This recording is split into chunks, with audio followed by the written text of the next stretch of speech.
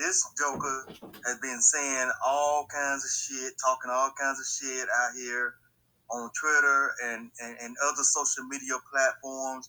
And personally, I have never really liked this fat motherfucker. Excuse my French, but I never have liked him. And I'm getting even madder just thinking about him hosting this BET show. But let's look at it like this, y'all. BET is owned by the parent company, I think Viacom. So that should tell you right there, it's not ownership under black anymore.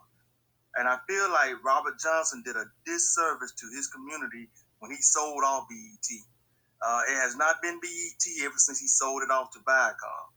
And so basically, we shouldn't be surprised by what these folks are doing because Viacom is pretty much, well, the name speaks for itself. It's going to be Caucasoids.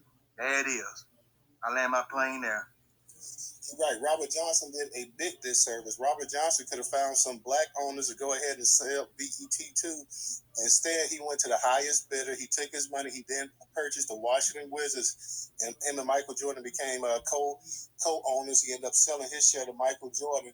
You hear Robert Smith come out now, or Robert Johnson, I'm sorry, Robert Johnson, not Robert Smith, Robert Johnson.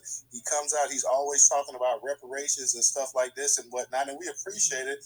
But it would have been a great service had you sold BET to another black person. If you could have found a group of investors and just sold it to them, and kept it as a black-owned company. Now, like I said, you got Viacom who don't give a rat's about black people because they have so many. This is just part of their portfolio. They already own MTV. They already own VH1 and the Country Music Network, and who knows? I forgot how many other stations that they own. So this is just a portfolio. They now have the black market. They know exactly how to market to black people. They know what black people want. They know how to sell to black people. They know that even though that they're not actually, it's not a black-owned company, they got enough black people up in upper management and this and that, so they can still go ahead and get away with that. And we as black people even allow themselves to call themselves, you're not black entertainment. Like, we should make BET actually change the name from black entertainment. You're no longer black entertainment. You are a white-owned company using the term black-owned to go ahead and sell your product and market it to black people. And like I said, you got this hating racist Latino who can't stand black people who profited and made millions of dollars off of black culture and whatnot. Now he wants to steal black culture and say it's Hispanic culture, Latino culture, Puerto Rican culture, everybody culture, and we just sitting up here and we taking it. But the matter of fact, Professor, you're right. Robert Johnson did a big disservice. You built up this conglomerate, and then as soon as it got to a certain point, you went ahead and you sold it. You sold it to a bunch of people who have taken it and kind of ran it into the ground. Now you can make an issue that some of the stuff that Robert Johnson himself was promoting on BET could have been considered detrimental to black people as well. But at least it was something that we own as a people. You don't even own that now. You got a company, you got something that's been around 40 some odd years calling itself black entertainment, and it's really white entertainment. That's why they have all of these shows. You look at the actual plots and you look at the themes and you look at everything, the agendas that they're pushing on this actual network. And you sit there and you say, well, damn, like BET. I know people going to say, well, things change. How they market things now ain't the same as 20 years ago. But some of the shows and some of the ideas and everything, if you look at the award, watch how weak this award show going to look. Look how crazy it's going to look. It's gonna look nothing totally like the stuff that used to BET used to put on. And like I said, the fact that you got Fat Joe on here, Fat Joe, matter of fact, went ahead and blocked me. I never even tweeted anything. I never responded to any of his tweets, anything like that. But he went ahead and blocked me because I guess he saw that I was posting articles off of Newstoter about just the hatred that he had for the actual black culture. We've been seeing a bunch of spaces popping up, and we're talking about black culture and our music and our history and whatnot. And you got outsiders here trying to portray like it's there, like it's a shared history, it's a shared understanding, it's a shared pain, it's equal creation, it's equal rewards, and that's just not the case, man. We just can't sit up here and let people go ahead and pretend like, hey, everything is okay, everything's hunky dory. It's not hunky dory. It's not cool. It's not okay. It's not. As a matter of fact, I posted an article a couple days ago in Memphis. you have some kind of, damn, I wish I could find that article. You have something in Memphis that they call a Latino soul, like it's some kind of culture thing that they have now, and they tell the Latino, I don't know if it's a Latino Soul Awards or whatever. And I'm saying to myself, when in the hell has Latinos ever had like soul? You never go ahead and equate soul music with Latinos. What are we talking about here? So it's just like, what can we pick and choose to take from Black people now? Yeah, that's a joke, man. Cause anytime I've been around Latino people, it's always been salsa music. Is what they into. They not into our kind of music. Um, Soul music is black people, man. Always have been. So they need to get out of here with that crap there. And that Latino soul that doesn't even exist, man. That don't exist. I mean, who made that shit up? you know, um, it doesn't exist. Um, Fat Joe, as far as I'm concerned, he put out some okay music back in the day, but he's never been one of the greatest rappers. He's shown to what black people have put out there. We started all of this hip hop stuff. This is ours. These Latinos are trying to leech off of us on every damn thing, and I hate that we keep getting pulled into this black and brown, what they call it, like the black and brown coalition. Man, I don't understand. Yep. I don't get it. Why? Who keep trying to put us together like this? And then on top of the fact, our congressional black caucus, it's like they cater to these damn people. I mean, we're supposed to have representation for our own, and they supposed to have their own caucus because I think they have what they call a congressional Hispanic caucus, and of course we have our caucus, the black caucus. So how is it they're linking us together with these folks? It's two different people, man. We're not the same.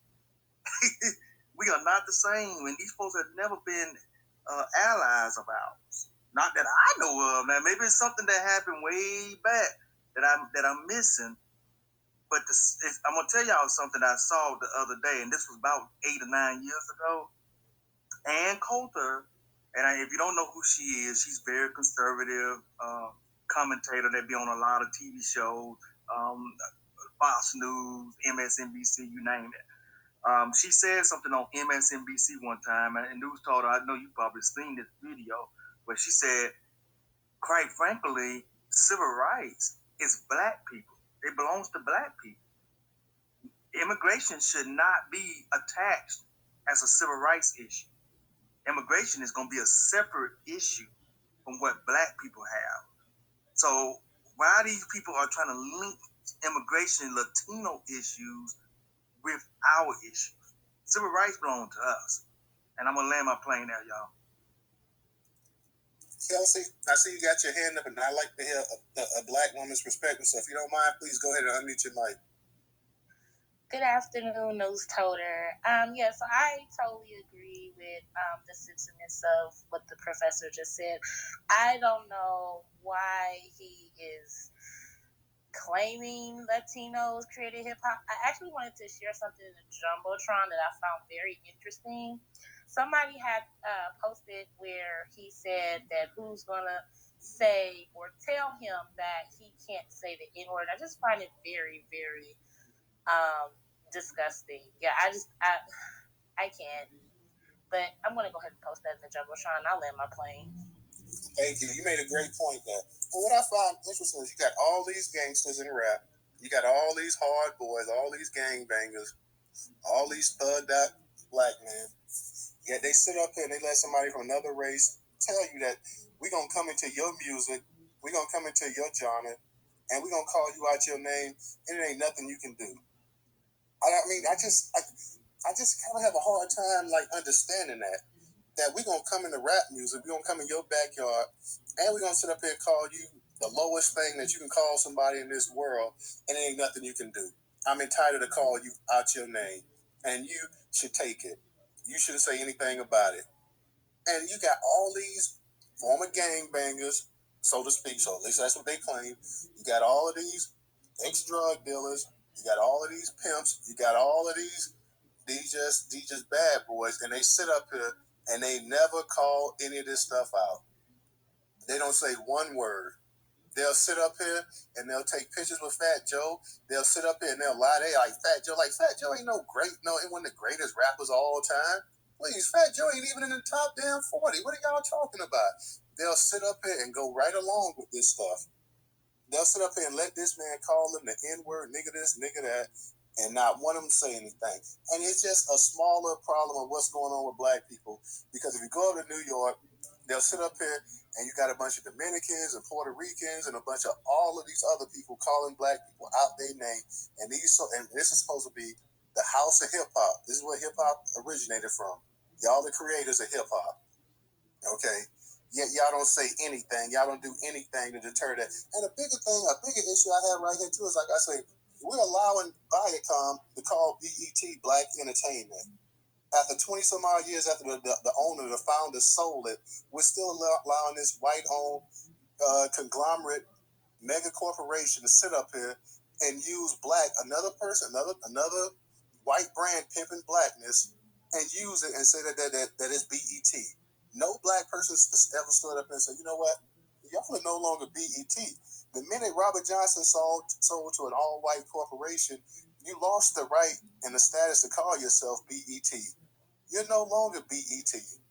You may play black music, you may show black movies or whatever, but you're not BET. You're not black entertainment. You're not black owned. Okay? And we don't have any people speaking. And why should I say, when you have all these black people at the award show come October 4th, because that's when this thing is supposed to go on, how many of them will actually sit up here and say something? How many of them are actually going to say, you know, Fat Joe, I got a problem? I don't hear them boycotting this. They talk about the Oscars was so white. I don't hear not a one of them saying boycott this. I don't hear Jay-Z. I don't hear any of them. And it's just not him. They let Busta Rhymes have a free reign. They let P-Rock have a free reign. They sitting up here. They letting this dude have a free reign. So it's bad enough we already have people that look like you that's black, yet they don't come from the same culture as you, yet they benefited, and they talking noise. Now you got somebody who looks white, who says that he's this, he's that, and he's sitting up here talking all kind of noise. And nobody, not one person is going to sit up here and check him. Not one person in hip hop or rap, not one person on the East Coast or the West Coast or the Midwest or the South are saying anything about it. So how can you really get mad when people don't respect black culture when you don't have enough guts or heart to sit up here and respect it yourself? You just go ahead and you go along with the ride. You don't say one thing about this. How insulting this is. I guarantee if you was to go in there and you was in the insult their salsa music and you was to call them all kind of beaners and wetbacks and offensive things like that, you have World War III starting up here. But the black people, the black Americans don't see anything wrong with that. Like I said, they're gonna sit up here and that's what Viacom is really saying, that y'all are powerless, y'all are weak. We're gonna sit up here, we're gonna have millions of your people watch, we're gonna get everybody in the world to get here and watch this and we're gonna put Fat Joe up here because we know Fat Joe's been saying this stuff.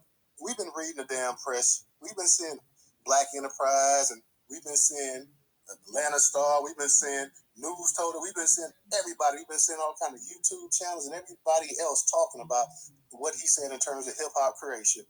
But you know what? We think that we got fire right here. We think that we can draw millions of more viewers. So we're gonna put him up there. Not only are we gonna have him on the show, we're gonna have him host the show.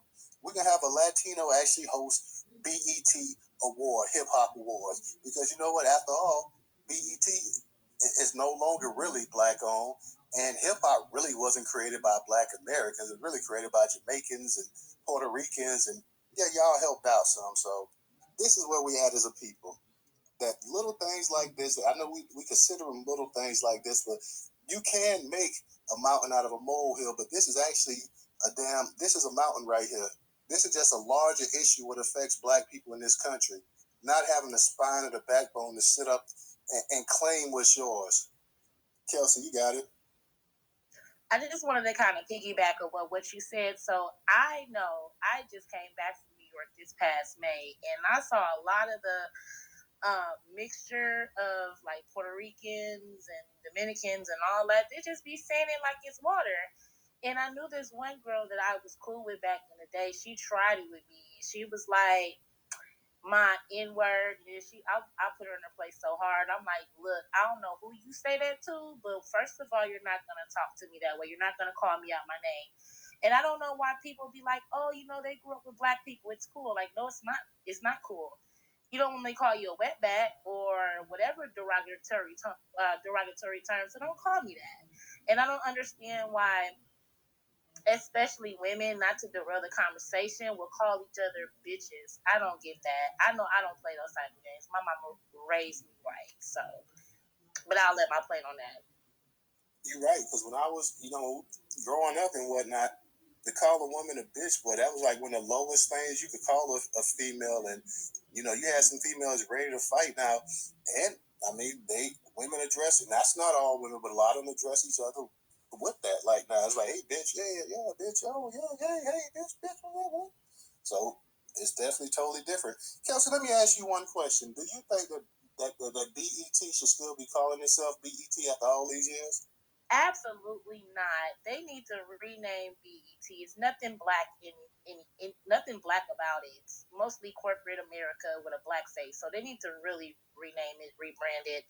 I don't watch BET. I haven't watched BET since Monique did the BET Awards, and that was about 2003. So I really don't watch BET. I mean, they show the same bull crap on there every day anyway. So I don't know. I don't watch it. The crazy thing is that BET, I guess because they have a bunch of Tyler Perry movies and shows and stuff like that, that they figure that's reaching the heart of Black America and whatnot. But this has just really been, I just been scratching my head because I don't understand why Black people, why Black Americans as a whole just sit up here. Yeah, we say stuff on Twitter, but I don't hear anybody saying, you know what, we're going to call Viacom and tell Viacom that, hey, you can't have Fat Joe on here. And I know people say, well, Fat Joe just saying his opinion and this and that about something, but Fat Joe just stood up and made up a blatant lie. And you got BET Hip Hop Awards that's sitting up here backing him, that's giving him their blessing and say, well, hey, Fat Joe, you know what? You don't have to worry about these colors. They gonna still come. They still gonna listen. We're gonna put Lil Nas X up here. We're gonna put Nicki Minaj up here. We're gonna put whoever we want to put up here, and they gonna tune in and they gonna jam the music and this and that. So that's what I'm saying. That's a disconnect with our people right there. Okay, we gotta, and I know people might say, well, a lot of the younger generation, the millennials or even the Gen Zs or whatever, they don't really care about it. But they really need to know the history. They need to know that that's not true what this man is saying. And the fact that you have this, like I said, you have BET or Viacom. I don't even like calling them BET. I want to call them Viacom. Viacom, who still makes billions of dollars off of Black culture, sitting up here and they're co-signing it. And let's see if some of the legends in hip hop, the LL Cool J's and the Cool Mo D's, and I'm not even talking about I'm not talking about the guys even from the 90s. I'm talking about some of the ones from the 80s, that came out and whatnot. Let's see them go ahead and put this dude in shape. But it's like they almost like if it was a white person saying it, I believe that you'd have more Black people actually. If it was that had been a white person say, it was poor white people and Black people that created this equally. Then you have an uproar. You're like, oh no, there were no poor white people. But the fact that you have quote unquote a minority sitting up here arguing and saying this nonsense, now you got Black people that's cool with it. They okay, but they like, well, maybe there's some truth in that. And they were also break dancing. And I saw a bunch of Puerto Ricans out there spray painting and using graffiti and you got Big Pun and you got Fat Joe and stuff like that. So we have to, as people, we have to kind of look at ourselves in the mirror. We allow it. People realize by now that Black people aren't going to gatekeep their culture. They believe that we're going to go ahead out there and we're going to loan it out to anybody that sticks their hand out and they calls us brother. They know this. They've seen the years of all of the examples that we've done that we sit up there and we'll cry about it and we'll whine about it. We'll breathe. We'll say something under our breath. We'll have more beef for white people than anybody else. We'll say something. Well, white people, they always stealing from us, and we'll call them out on it to a certain degree. But they know we're not going to call out any other race. We don't want to be. We don't want to upset that apple cart. We don't want to be looked at as racist by other people. So it's just, to me, it's a head scratcher here. Like I said, I just don't understand it. I put out several articles talking about it, and I just don't understand our people. I don't understand. One thing I don't understand is Black entertainers whatsoever. They have millions of dollars, a lot of them, and they act like me and you live in check to check. Like they only got two nickels to rub together. People have tens of millions of dollars in the bank and won't say anything because they're scared that their endorsements or commercials are going to get pulled, that they're going to lose a certain segment of their demographics where they can no longer make money. I just don't even understand these folks. You got it, Professor. Thank you, Total. The problem that I see with a lot of the black celebrities, black entertainers, and just black people that have the money is pretty much like what you said is they scared they're going to lose out on the endorsements and other type of deals, and they then going to lose out on the popularity, the fame, the so-called assimilation that they have with the so-called larger society. I think it's what a lot of these coons worry about. Instead of trying to help advance the cause of our people. And that's what I hate is the fact that a lot of our people have just sold out because they are more concerned about getting that money. They don't want to help advance all of us, which is be a benefit to everybody. Because that's what every group out here is doing.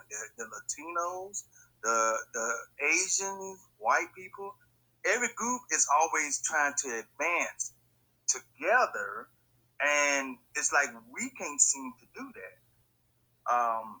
It's like the people that we have in positions, like the Jay-Z's and Oprah Winfrey and some of these other ones that's got the money. They're not trying to really get out here to push our agenda, like reparations. I don't see any of them coming out for reparations. I don't understand that. Well, Oprah Winfrey comes from a background of, because I know she has talked about her history, the stuff that she's dealt with. Everybody, for the most part, that is Black American has dealt with some form of racism in this country. So I don't understand why you can't come out and push the agenda for all of us to get what we need for everybody. It's something that I just don't understand. I look at somebody like Shaquille O'Neal. I look at everybody that's got a position that could do more. And it's like our needs are just being ignored. Um, I just don't see the Congressional Black Caucus. I don't see them out here doing anything. I don't see them saying anything about the Jackson, Mississippi situation. I'm just like, man, where's the representation of any of our people that's supposed to be in positions? I guess basically they saying you poor black people just gonna have to fend for yourself. That's what they're saying. Hey, we got ours.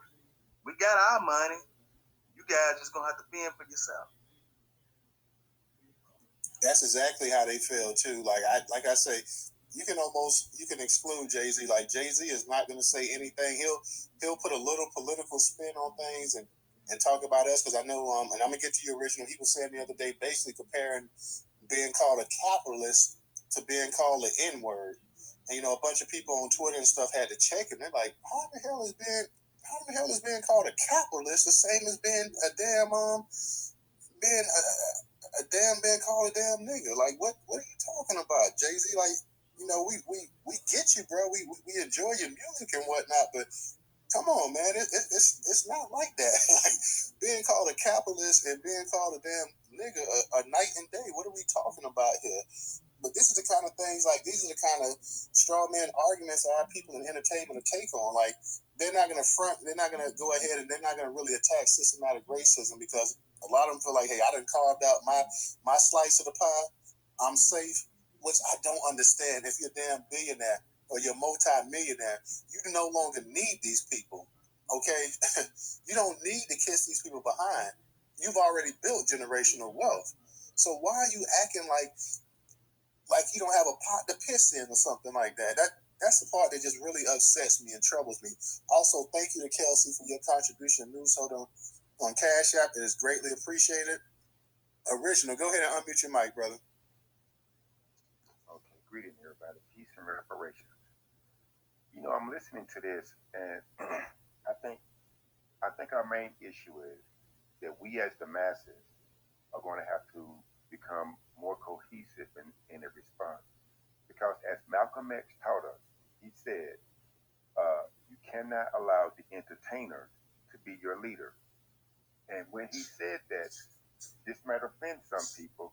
He even called out the name Dick Gregory because there's some things that Dick Gregory has done that just was not in line with black progression. And so, and when you mention like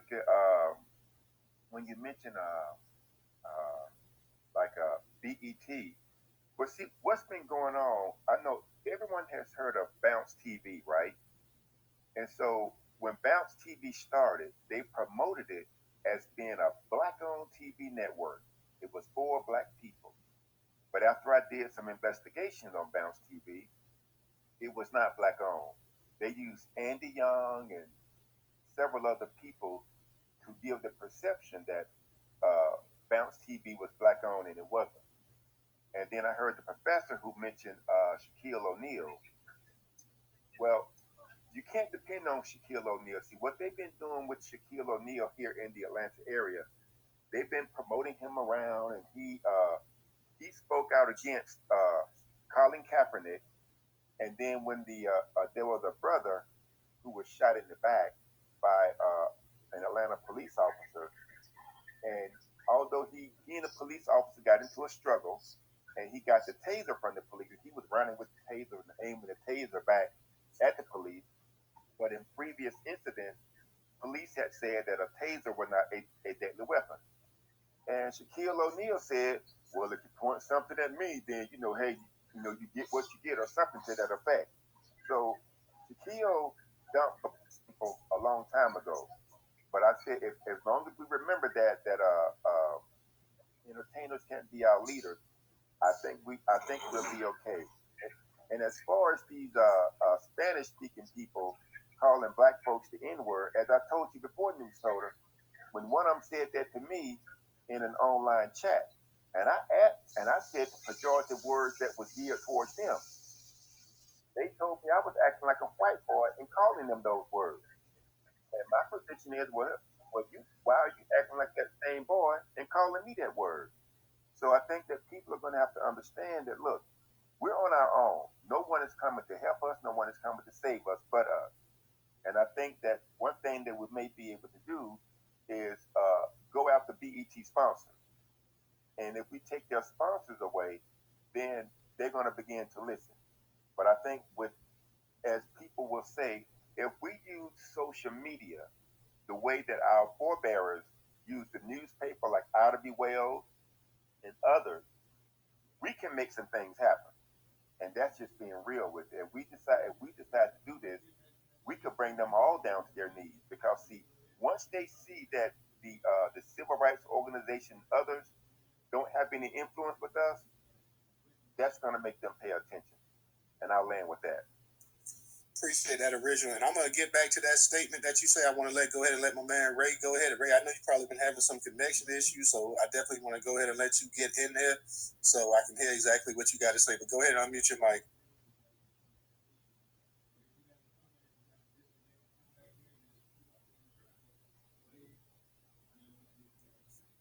You there, Ray? Ray may be. I see he's got the hand signal up, so he may be having some issues. Ray, if you got to come back, if you got to disconnect and come back in, that's cool. I see you trying to wave, so I know that must mean you having some connection issues. Audio issues, probably. Yeah, he's having I see him disconnecting. He's gonna try to come back in. But original, just to get back to the point that you were saying, and I agree with you. We definitely can't have entertainers as leaders and whatnot. But the question here that I will say is that when you have somebody the caliber of Jay-Z, and I'm not just trying to just pinpoint Jay-Z, but other black celebrities that's in this actual genre of music, and they're not saying something about it, something that should be impacting them as well as us. That's the issue. That, like, no, I don't expect them to lead anything political and economical. I expect these black celebrities, if they're going to do anything economical, it's going to strictly be for themselves and the benefits of their family and their close loved ones and stuff like that. But when you're in a genre or something like that with people, and it's supposed to be culture and historical, and you're sitting up here and people just flat out lying and this and that, and you don't call them on it, and you're much bigger stars than these people that's saying this stuff like that, where you can go ahead and put a hold to it. And let's be for real, for all intents and purposes, the people, the major rap stars from the 90s, their careers really, I mean, they may put out an album here or there, or whatever, but their best days are behind them in terms of putting out multi-platinum music and whatnot. That's not to say they may not get a bunch of downloads and might not even put out a platinum album, but their best days have been huge. A CD selling artists and stuff like that are pretty much gone or whatever. So they should really care less about what people think. Ray, let me go ahead because I know you was having this connection issue, so let me let you get back in here. Yo, can y'all hear me? Yeah, I can hear you. Yeah, man, I've been having major issues. This thing kicked me out of space like 4 times, I believe. I saw that. Yeah, so before it starts again, man, I just wanted to definitely add, man, just having Fat Joe host the BET Awards after all this fine tribute been saying, man, that we should not support that. There's no way in this world that we should support that because it's almost like we like being abused. If we sit around here and let them say all this false stuff and make all these accusations saying that they create hip hop and all this other stuff, and if we co-sign it, we just as bad as they are. We just can't go along with this one. Sorry. Plus, like I said, that hasn't been owned by black people in a minute, so I wouldn't doubt it. There's probably some other people, some other white people, if I'm being honest with y'all, that's behind this, that's probably pushing this narrative. And I land now.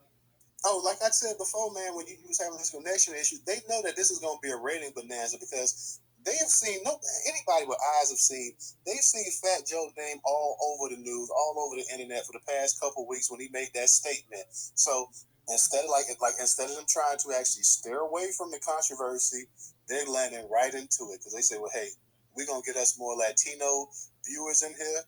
We're going to get a lot of pissed off black people in here just to come and see Fat Joe. We're going to get just your regular people to come up in here. So this was all a marketing ploy by them because for one, they don't respect the black dollar. You don't respect the black dollar. Even though BET, like we know, is Viacom Jr., they don't respect the black dollar. They say, well, hey, we can piss on you people and y'all will sit up there and won't even dry yourself off and ask for more. They know that they don't respect black people. They know that you can kick us and we're not going to do anything. They know this. That's why they're doing it. They say what they going to do. All they gonna do is come in here, tune in. These same artists we gonna put up here, they gonna go out there, they gonna buy their music, they gonna watch our little crummy series that we put on BET and whatnot, and they gonna ask us for more. You know what I'm saying? This is what they saying. You got it, Ray. I was just gonna say, I heard you mention earlier about those people that, like Jay-Z and all those stuff. Like, why won't they say anything? I truly believe that a lot of these people have dirt on them that they don't want getting out. Like, for example, Cosby. Cosby got $1 billion, but as soon as he started going against the grain, he gets all these, sexual assault, and all this other different lawsuits and things. And all those things cost money to fight. They really do. And you can get your resources drained pretty quick when you're having to, defend yourself against 20, 30, 50 cases. So that's the game they play. They know how to get us up out some money. So I just definitely wanted to add that too. So because a lot of these artists, man, I really believe they know not to go against the grain because they probably got some stuff on them. Because back in the '90s, let's not forget, before Aaliyah was with R. Kelly, she was dating. I was rumored. I'll say that dating Jay-Z, Dame Dash, and the rest of these cats. Now I know she was after the R. Kelly thing. I know her and Dame Dash supposedly, was supposed to be engaged or whatever. I don't really know the whole gist about that, but I know he was supposed to be engaged. And you're right. I'm saying they have a black book and they have some information on some of these artists and this and that, but at the same time, man, you used to have artists who maybe weren't even big artists and stuff.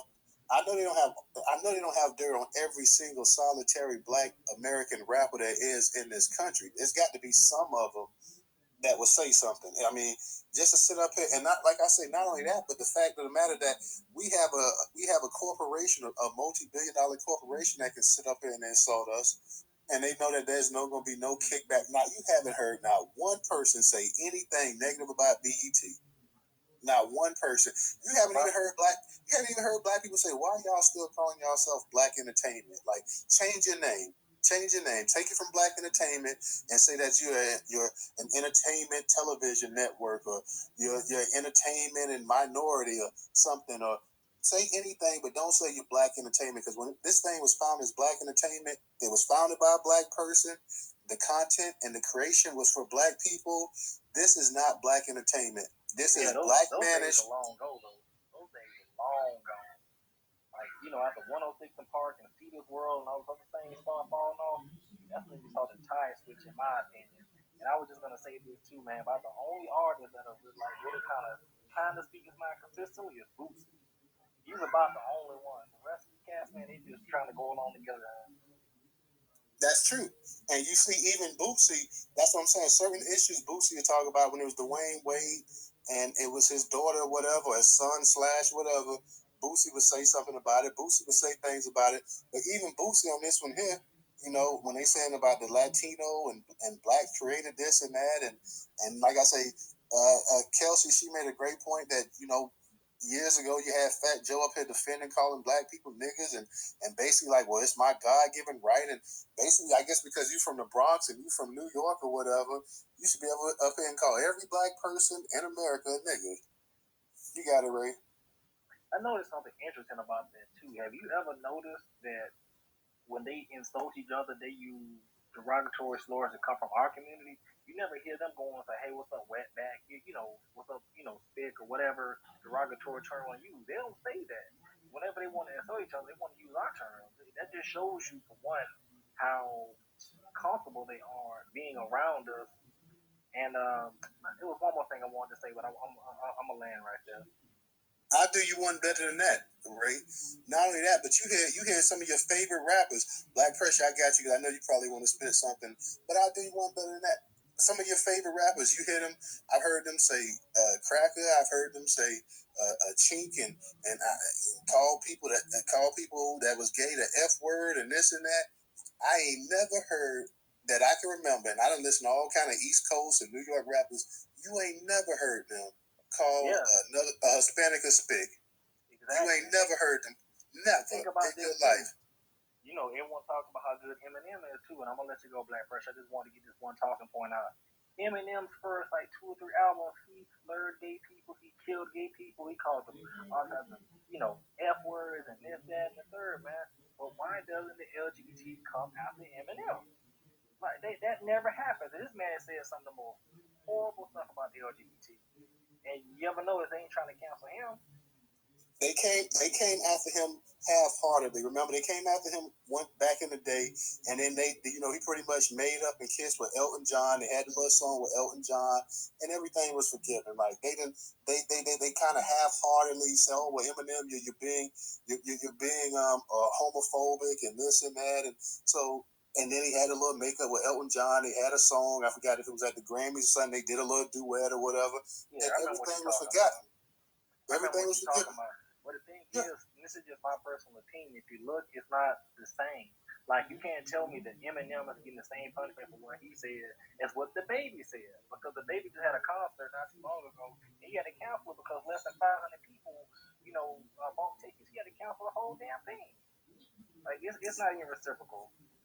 And when you have a mainstream artist, and like I said, I'll be honest, I don't know anything the baby sings, but I know I see his content on Newstoter and whatnot, and I've tweeted out stuff before, but I couldn't tell you anything the brother sings. But to be honest, let's be for real. You had to have the powers of be. If this guy is a multi-platinum artist, and for only 500 people to come to his concert, that means that you had the powers of be that came in there and they jacked up the man's concert. They went ahead and they messed it up so he couldn't make any money, because they're going to teach, at the end of the day, we're going to teach a Negro a lesson. That's what this country is all about, teaching a Negro a lesson, putting a Negro in this place, making sure you mind and know your place in this country and in this world. So you always got to teach a Negro something, especially a black man. You got to always make a black man and reduce him to being nothing but a damn boy at the end of the day. Black Pressure, you got it. Go ahead, brother. I'm glad to have you on here. And also, let me give a shout out to Miss Crystal. Miss Crystal, thank you for your contribution to Newstoter on Cash App. It is greatly appreciated. Go ahead, bro. You know what I do know when I say what's up to the black family, respect to the host and the co-host. Now, News, I'm about to be the villain, right? Okay. So you got to follow me on this, right? Go ahead and be the villain. All right. I'm going to put all this squarely, and I'm going to stand on it, and I welcome any rebuttal. I'm gonna put this squarely on the black family in New York, and I'm gonna tell you why. Right. So and before you go on, I agree. Go on.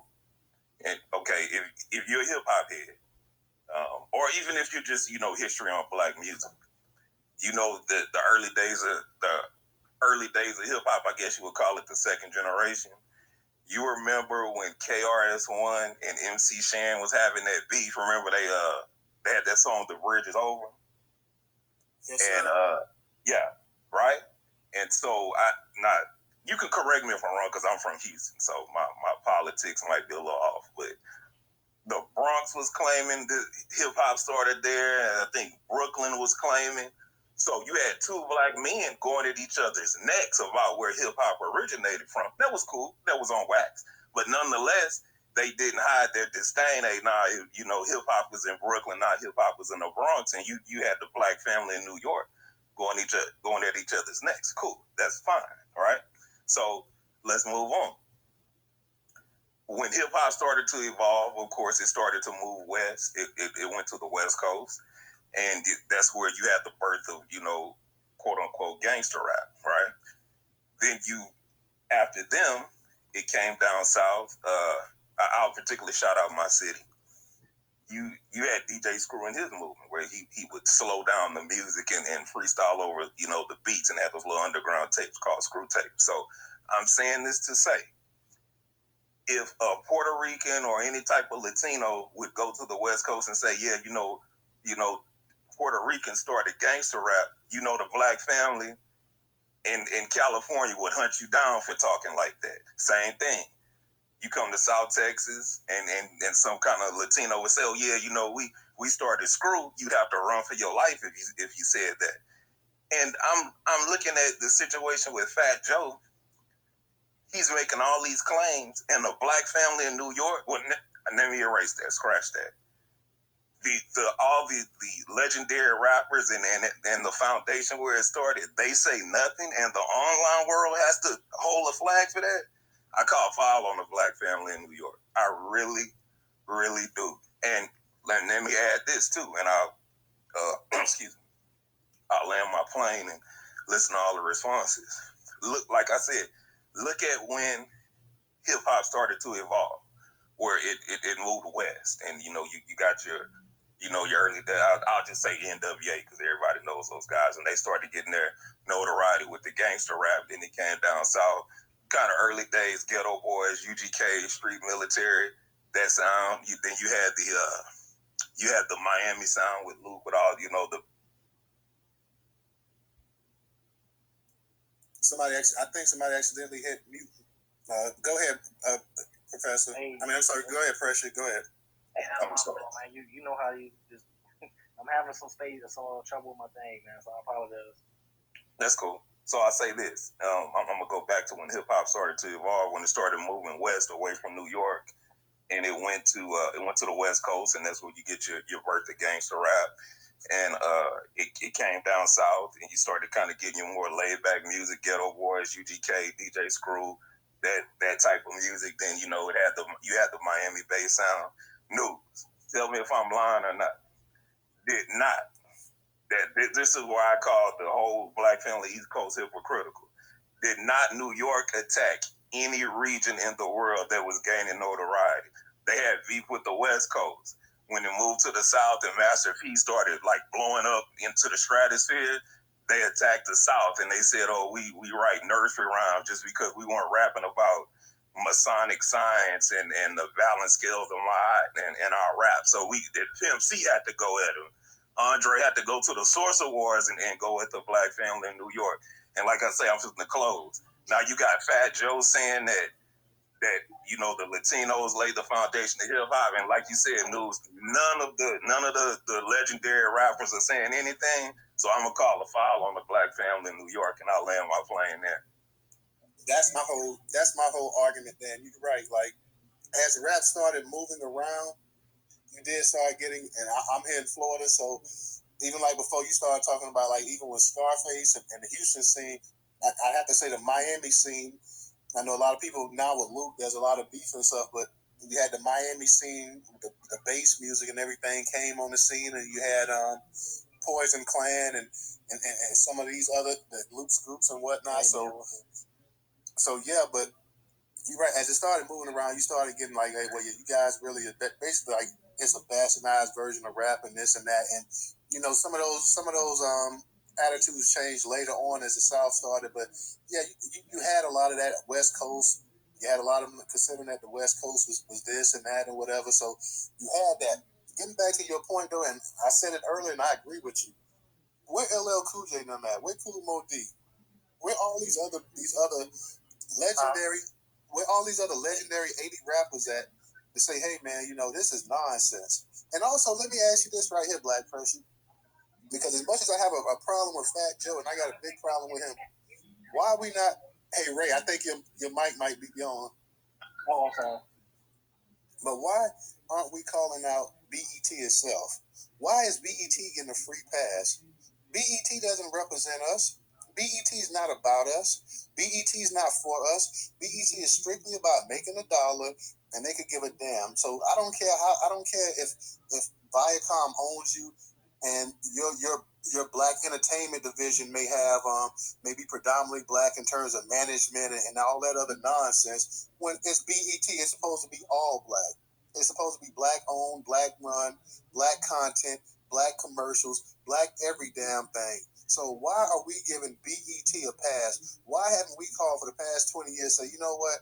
We can't support this. Like, we supported BET. We threw all our dollars behind them. We threw our support behind them. And you guys are no longer black entertainment. You guys are no different than damn any NBC or any of the other major conglomerate networks out there. Why are we giving them a pass, Black Pressure, in your opinion? Why do you think we as black people are allowing this white-owned conglomerate to sit up here and use black faces in high places to sit up here and sell us a can of goods that already expired?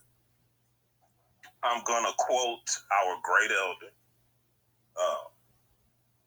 when he said that black people don't control any institutions. We don't control our own mass media. So, like he said, white people and other ethnic groups can come and just degrade us across the mass media, even in print, magazines, TV.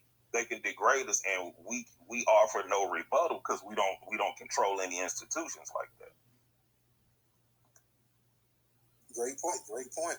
Mr. Engaging, I see you up in the spot. Go ahead and unmute your mic.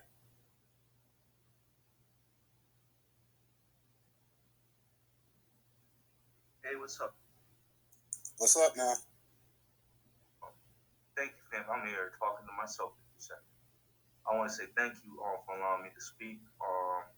Just seeing how these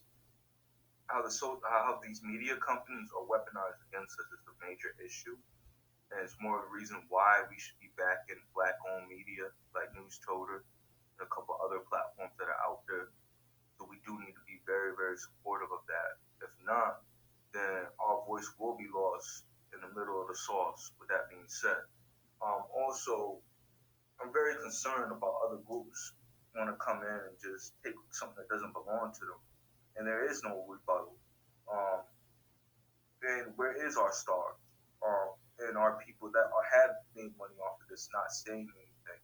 That is very concerning, and it's not just New York. I look at some of the brothers down south. They have their stuff together, and I'm surprised they're not saying anything about this or calling foul on this as well. Or even the brothers on the West Coast, I'm just concerned myself, and it's not a shot at this. It's just something that we can learn from and grow from to be more successful. No doubt. Appreciate you, Mr. Engaging. Like I said, as much as an issue I have with Fat Joe, I have a bigger issue with BET Awards. I have a bigger issue with Viacom. I have a bigger issue with us as black people just sitting up here and allowing these white folks, to pretty much run game on us again. And nobody say anything. How many, when this award show comes out on October 4th, how many multi-millionaires are going to be in the damn building that night? Okay, how many multi-millionaires gonna be sitting up in this award show, sitting up here while this racist ass Latino sit up here and he's doing everything he calls us a nigga on wax. and we don't do anything. We sit there and we say, oh, well, that's how they talk up there in New York. Puerto Ricans and Dominicans and black folks, we all live right next to each other. We go to school, we eat the same food, we from the same culture.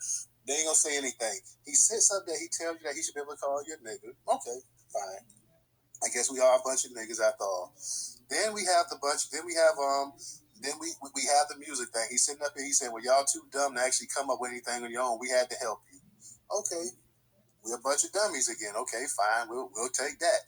And then we got White Daddy sits up here and, as always, instigates it.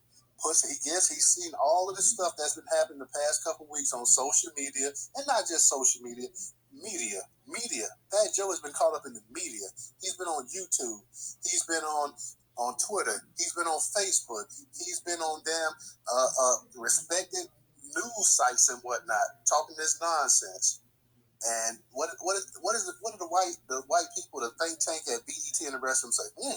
I think this could be a stroke of genius for business. How about we put Fat Joe up here? And I bet you we'll double our numbers from last year. But we're going to bring in more Latinos, and there's going to be a bunch of pissed off niggas that's going to come up in here, and they're going to want to see exactly what this Latino got to say.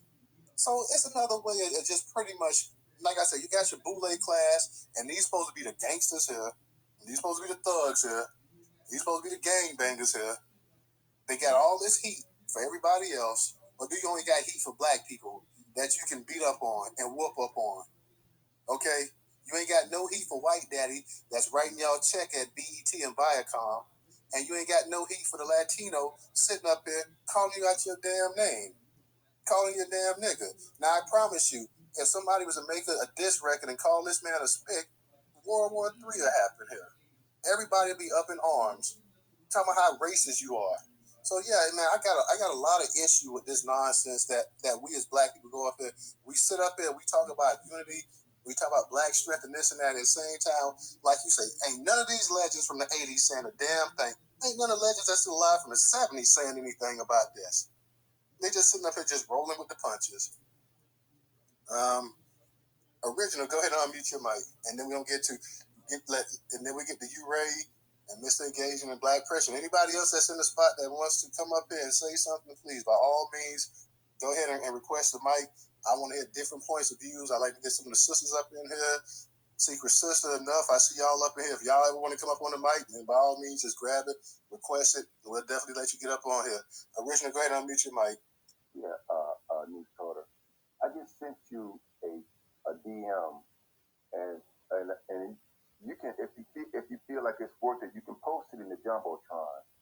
And what that is, that's an image of a postcard that I made back in the '90s when KABC, owned by Walt Disney, had Larry Elders with an S on the radio talking about black people negatively for hours a day. So the black community approached KABC and asked them to not do this. Their response was, he has the right to free speech. And so the community gathered together, and what they did initially, they outsourced the printing of some postcards because they wanted to make it like a form letter.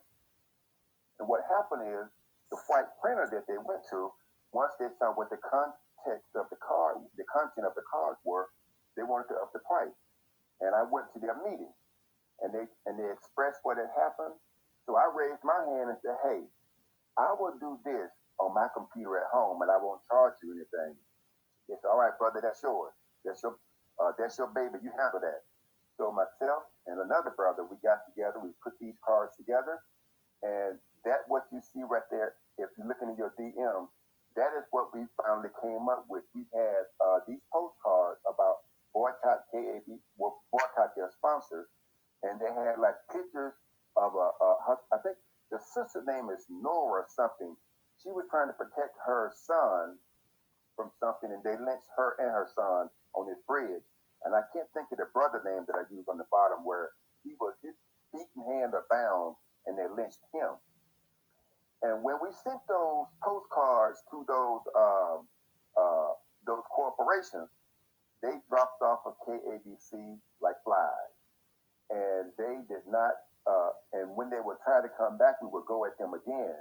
I mean, I know it may be old school, but it worked. It Will it work then? And I'm sure it could work even now, even sending something like that, even over the internet or whatever, but sending it through the mail, because the strategy was, if this is sent through the mail, then who basically worked at the post office? Black folks. And if they began to read the content, oh, well, hell, I didn't know this was going on.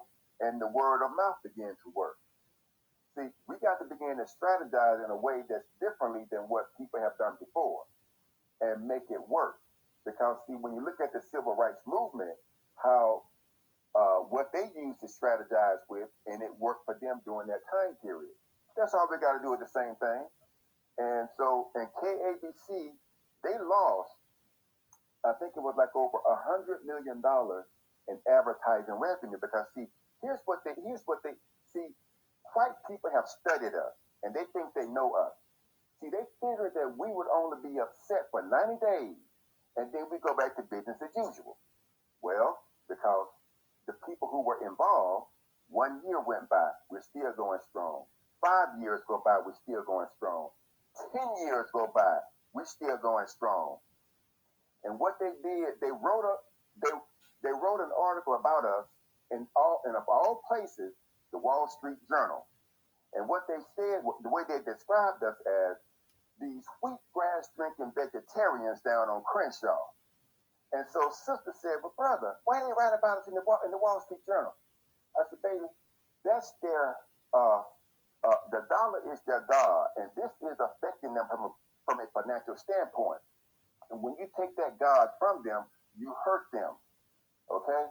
And so, and she understood, because and that's the name of the game. Is they thought that we would cave in and that we couldn't, mount a campaign that could take them down, so to speak.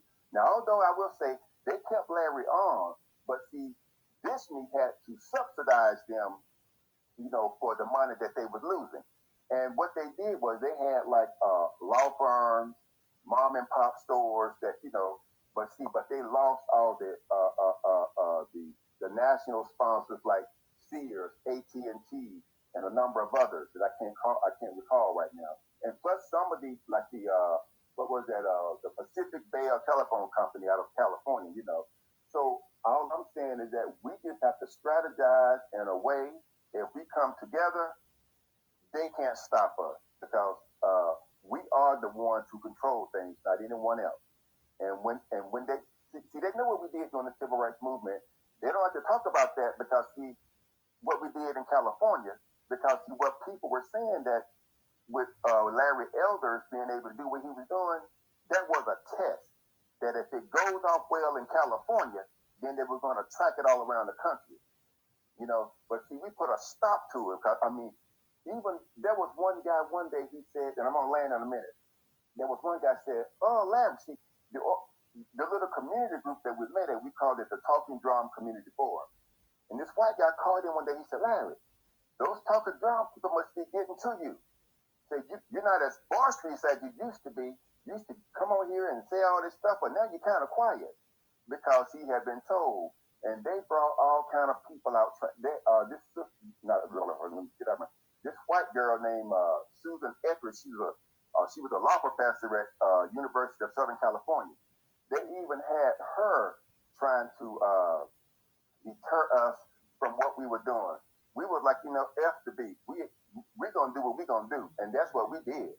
So I just want to share that with you. If you can see that, in your DM, that's one of the things. Although it may not look that professional, but I tell you what, it got the job done. I'll land on that.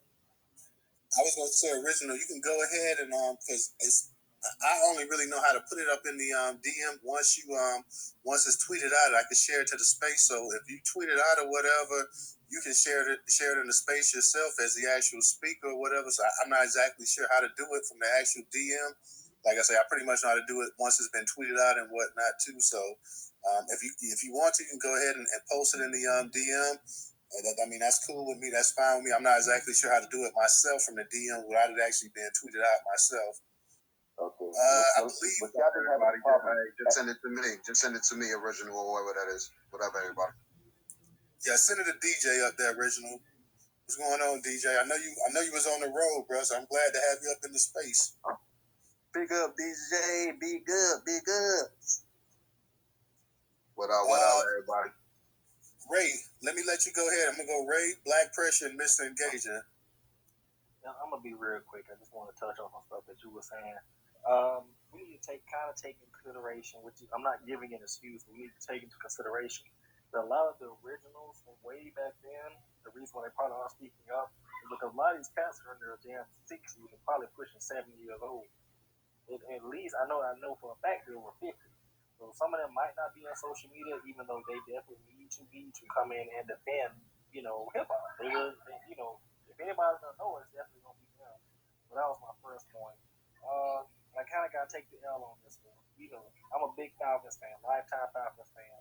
But did anybody see they had an African singing the hype video for the Falcons? We got all these doggone, Atlanta artists. We got T.I., we got Outkast, etc. But they get a damn African dude that is on record. I don't know if you guys ever seen that. He did a space where he was talking about how black people need to go back to Africa and how the air is so much more crisp and better there and stuff like that.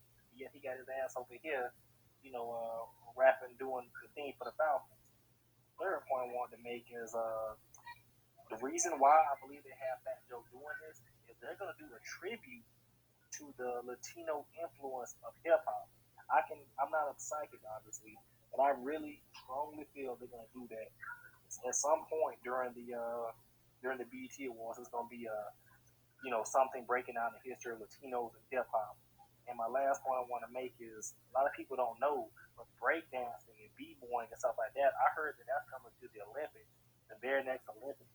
So I feel like they're trying to really get ahead of the curve by going ahead and saying, hey, we got all this influence and, we did all this in hip hop and stuff, because they're trying to pretty much just make some money off of it. Because if you're saying that I can't talk to all the Latinos that been this, that, and the third, they're gonna probably more likely kind of go to them, to be like the authors, I guess you could say, in a sort of way, of the culture instead of looking towards us. I'll land on that. You made some very, very excellent points, some interesting points too, because they do have that damn they do have the break dance and getting ready to go. I'm gonna be perfectly honest, and I know a lot of people might not like what I'm gonna say here, but I was a kid, and we used to break dance and stuff like that. But I'll be honest, I never liked break dancing. I never really thought of break dancing as real dancing. I thought of it more as damn acrobatics. I didn't think that it had to have any rhythm or any soul to it. I thought it was just, if you were athletic enough and whatnot, you can actually do it. But I never really liked break dancing. I never really thought of it as real dancing, so to speak.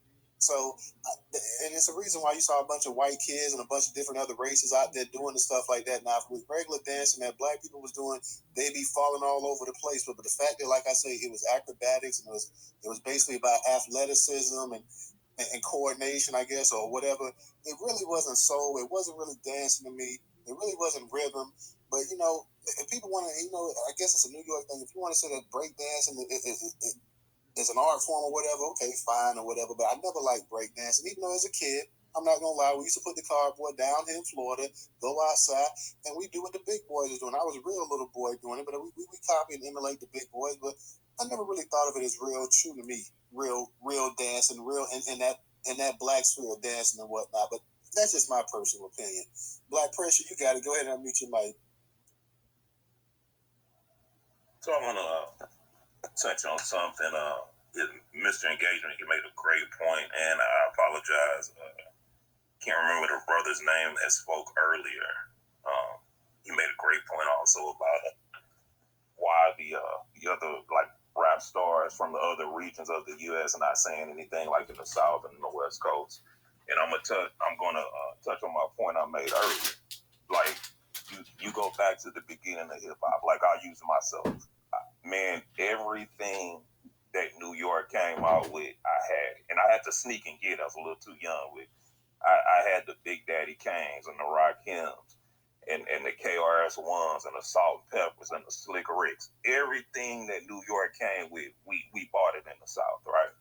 So, I'll quote what Pimp C said. He was like, so you telling me that everything that came out, we bought it. We spent our hard-earned money and bought it. And then when our time to come and get some shine, we whack and we trash. And same thing with the West Coast. When New York went at anybody that wasn't from New York and said it wasn't real hip hop and y'all was whack. Like I said, I'm a quote Pimp C again. He said, "Guess what? Well, nigga, we ain't hip hop. Fuck you. We don't want to be down with you." So what I'm saying all that to say is the reason that people hadn't come together. New York spent the better part of 25 years making enemies out of everybody. So now when you in a bind, like, damn, these people coming at us and they got the power of the media and all that. The South and the West Coast like, fuck you. Remember, we was whack and we was trash and we couldn't rap, so you got to hold your own nuts on this one, and I'll land my plane. Absolutely. Hey, DJ, I see you got your hand up. You want to say something? You're breaking my heart on the breakdancing shit, bro. Come on, man. That's my background, fam. Don't say that shit, bro. I could have went worldwide with this shit, man. But hey, nigga, street life. You know what I'm saying? I ain't gonna lie. I mean, like I said, I did it, but I didn't really like it though, personally. But to each his own. You need some crush groove in your life, brother. You need some crush groove in your life. Like, I know what you get people Christian now. I know what you get people Christian. Hey, BJ, you need some help, man? Hey, T.I., go ahead and unmute your mic, brother. Big head. Hey, what's going on, fam? Hey, what I wanted to say, man, if y'all notice, like, doing the hold on 1 second, T.I. Hey, Ray, okay. I think you got your mic on. Oh, hey, yo, I'm nowhere even close to my phone. Like, it's like randomly cutting on, so I apologize, man. But that's cool. Go ahead, T.I. Yeah, I just wanted to say, if y'all notice, like, during the 80s, and see, I was born in the 70s, so I grew up in that whole era when MTV first got on and they weren't playing black videos. And when BET first got on, if y'all noticed during the time, it's like during the 80s. We had just got cable. And of course, y'all remember when Michael Jackson stuff first came out, he really was the one that kind of introduced the whole breakdancing concept in videos when he had the Thriller video. And I think somewhat of the Beat It video, if y'all ever, kind of paid attention, if y'all kind of watched the 80s, they weren't really putting a lot of breakdancers on TV. And Michael Jackson really was kind of the one that kind of brought that in the thing when he did the moonwalk on that Motown review, on that Motown show that was back in the 80s, if y'all remember that. He kind of put that at the forefront because when nobody really doing the whole breakdown, because they looked at that as kind of like a street thing, a black thing. They wouldn't really put that out there. Michael Jackson really kind of was the one that kind of brought some of that into the mainstream like that. When he put that in his Thriller video, and then you kind of slowly started to see the whole breakdance concept in videos, because they used to use professional dancers in videos back in the day. Them Broadway dancers, they weren't using break dancers and all of that. So, and you might see it in some of the videos. Like you might say the climax video, they had a Hispanic in there pop locking or whatever.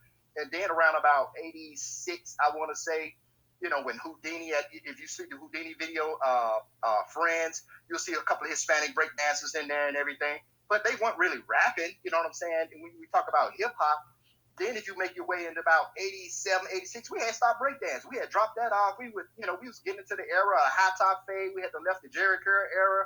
The dances is different. All the hip hop dances was us. If you look at the dances during the mid 80s, 86, 87, when Big Daddy Kane and all those groups are starting to come in, the dances had changed. It was hip hop dances, but it was different. Where you could, jump up, you do your backspin, you kind of catch your partner, catch some spinning partners on their head, Heavy D and the boys, them guys, everybody was a rapper and maybe some dancers that was doing, kind of dance. Salt and Pepper, another group that was doing that. So there was no Hispanics involved in that. If you look at from 86 all the way up through the 90s, there was no Hispanic break dance because we weren't doing that. You didn't really see a lot of Hispanics in hip hop, really, between 86 and all the way up to say 2000, no Hispanics. I mean, Fat Joe was like one guy, but he wasn't that great. It was really Big Pun that everybody was really feeling, because remember Big Pun had that song with Joe that everybody was feeling. So it was really Big Pun, and I think really what Fat Joe was really trying to do was really trying to grab the shine from Big Pun, because we weren't really feeling Fat Joe like that, and there was no heavy Hispanic presence in hip hop during that time if you really notice it. And I land my plane right there. You made an excellent point there, brother. Very excellent point. You're going to get the missing back over that real quick. Go ahead. Hey, I was just going to say, Pun also is the founder of Terror Squad 2, by the way. That's his shit, not Fat Joe shit. You know what I mean? Absolutely. Mr. Engaging, go ahead and unmute your mic. And DJ, hold it down for 1 second. I'm glad that you brought up Terror Squad. Why are we not putting the pressure on Remy Ma and both what's that brother Pat Poops? If there's a representative of black couples and black exes, why haven't they tapped that man Fat Joe and say, "Yo, man, you out of pocket, family"? It should be the ones that. Well, you already know, man. You up here on the Northeast, bro. You know how it go down around here. That's why I be saying, and not to cut you off, that's why I be saying, like, over here in the East Coast, it's like we cool with the Latinos and the Hispanics or whatever, but you go on the West Coast, those folks, they beefing with them niggas.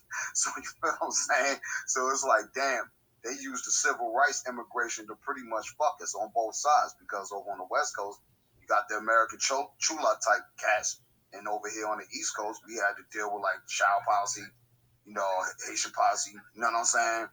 Other jokers from Africa, like Nigerians and shit nowadays, you know what I mean? So it's like we getting swamped on both sides of the coast, and we don't even see the shit, yo. So now, since I've been going back outside or whatever the case be, just doing my little work travels, all I see is pregnant immigrants, yo. Everywhere, dog. Everywhere. Go ahead, Mr. Gager. My bad.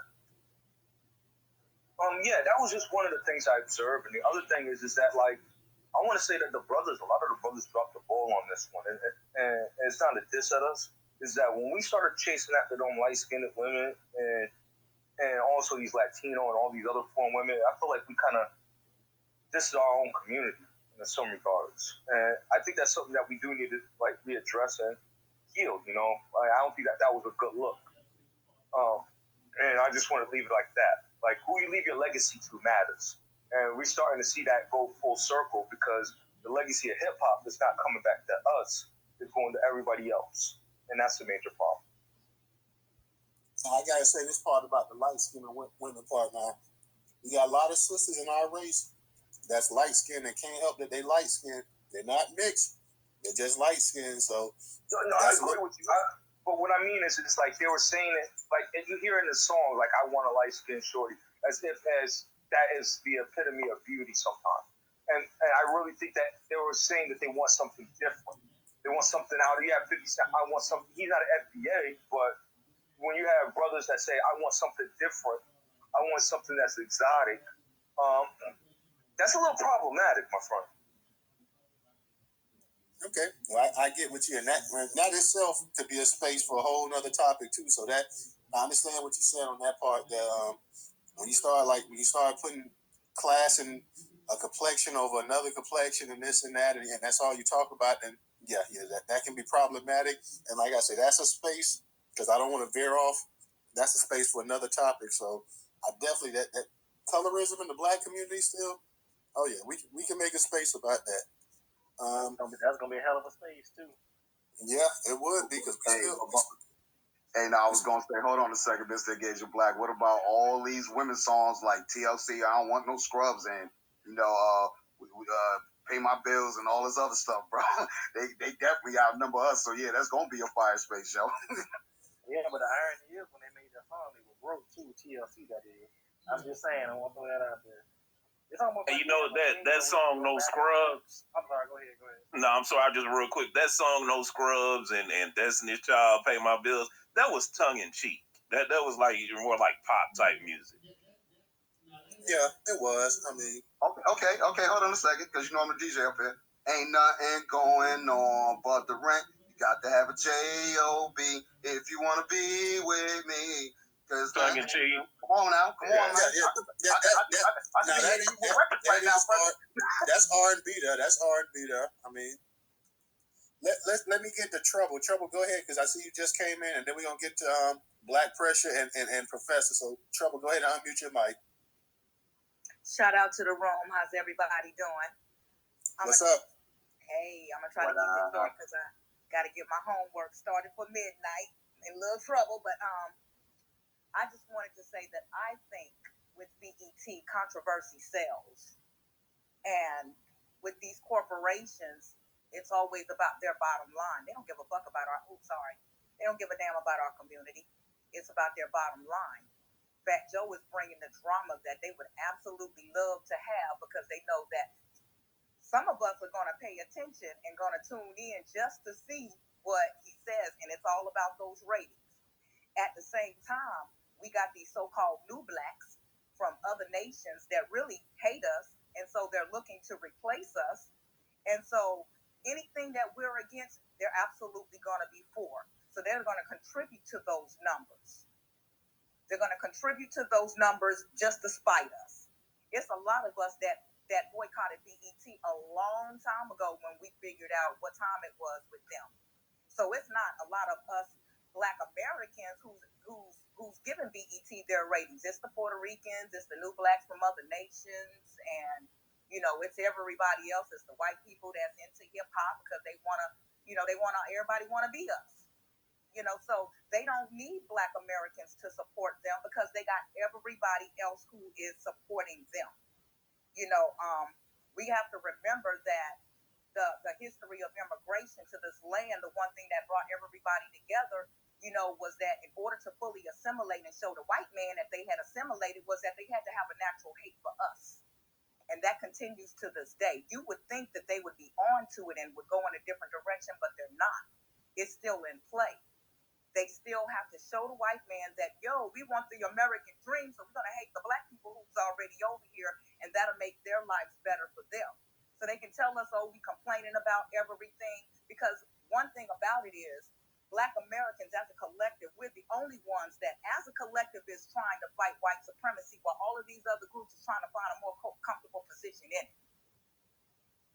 Anything that we are against, they're going to be for. Because that makes them seem like, hey, we with y'all. We're not one of them other Negroes. We're not like these complaining Negroes. We'll take the crumbs. We'll take the soot. We'll take the dirt. We'll take the $7 an hour and no benefits. We'll support you, BET. Because BET, and then we have a lot of the older Black folks who don't want to get involved because the mentality, they still don't want to rock the boat. Because if they're afraid if they rock that boat, then they're going to take away, BET is the one network that provides Black entertainment. We got all of the Tyler Perry shows and the who's or what sits on here. And if we start complaining, then we're not going to have nothing. So it's best that we just kind of keep quiet. And a lot of them are passing that message on throughout their generations. It's a generational mentality that we seems like as Black Americans, we fight in so many different fronts. It's hard to get one foot in front of another when we constantly being knocked back 3 or 4 or 5, 10 steps. We got to keep stepping over these dead bodies in order to get somewhere. And some of us is falling in the midst with it because you get tired of having to fight. So I don't want to keep, going on and on and on, but that's just my perspective on it. And I don't know how to, how we're going to combat it, but because, like I said, we fight in so many battles on so many different fronts,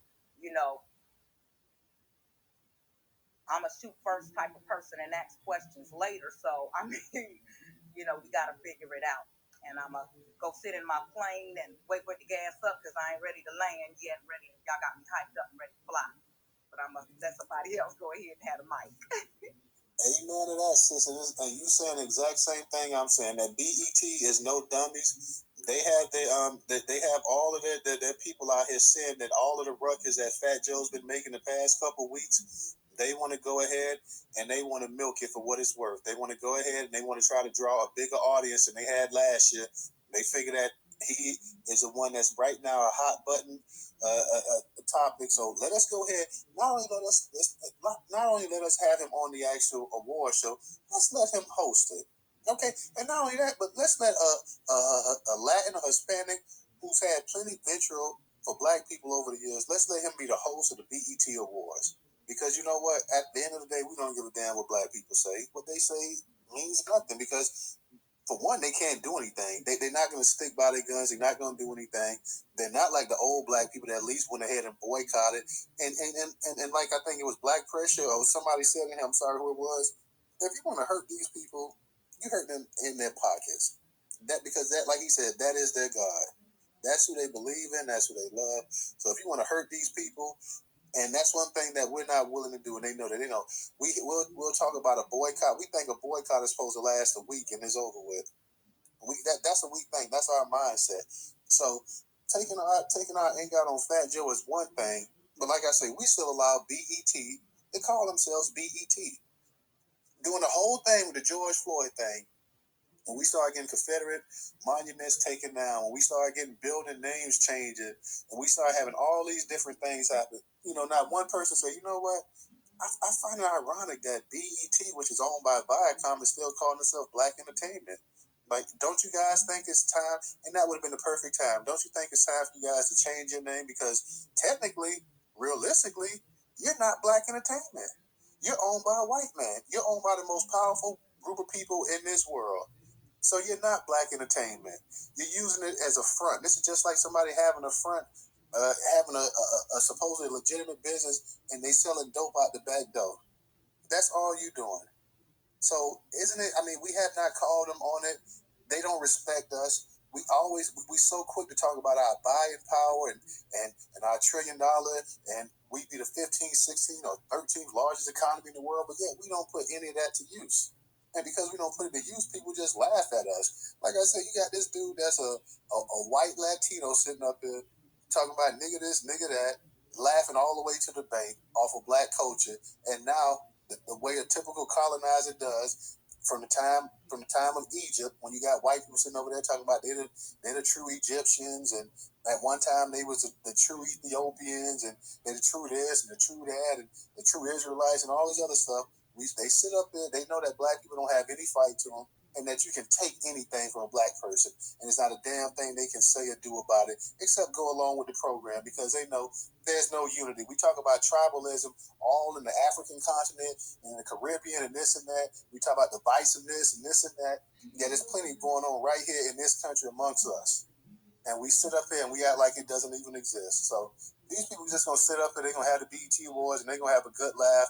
They're going to break records with the viewership because people are going to tune in to see Fat Joe.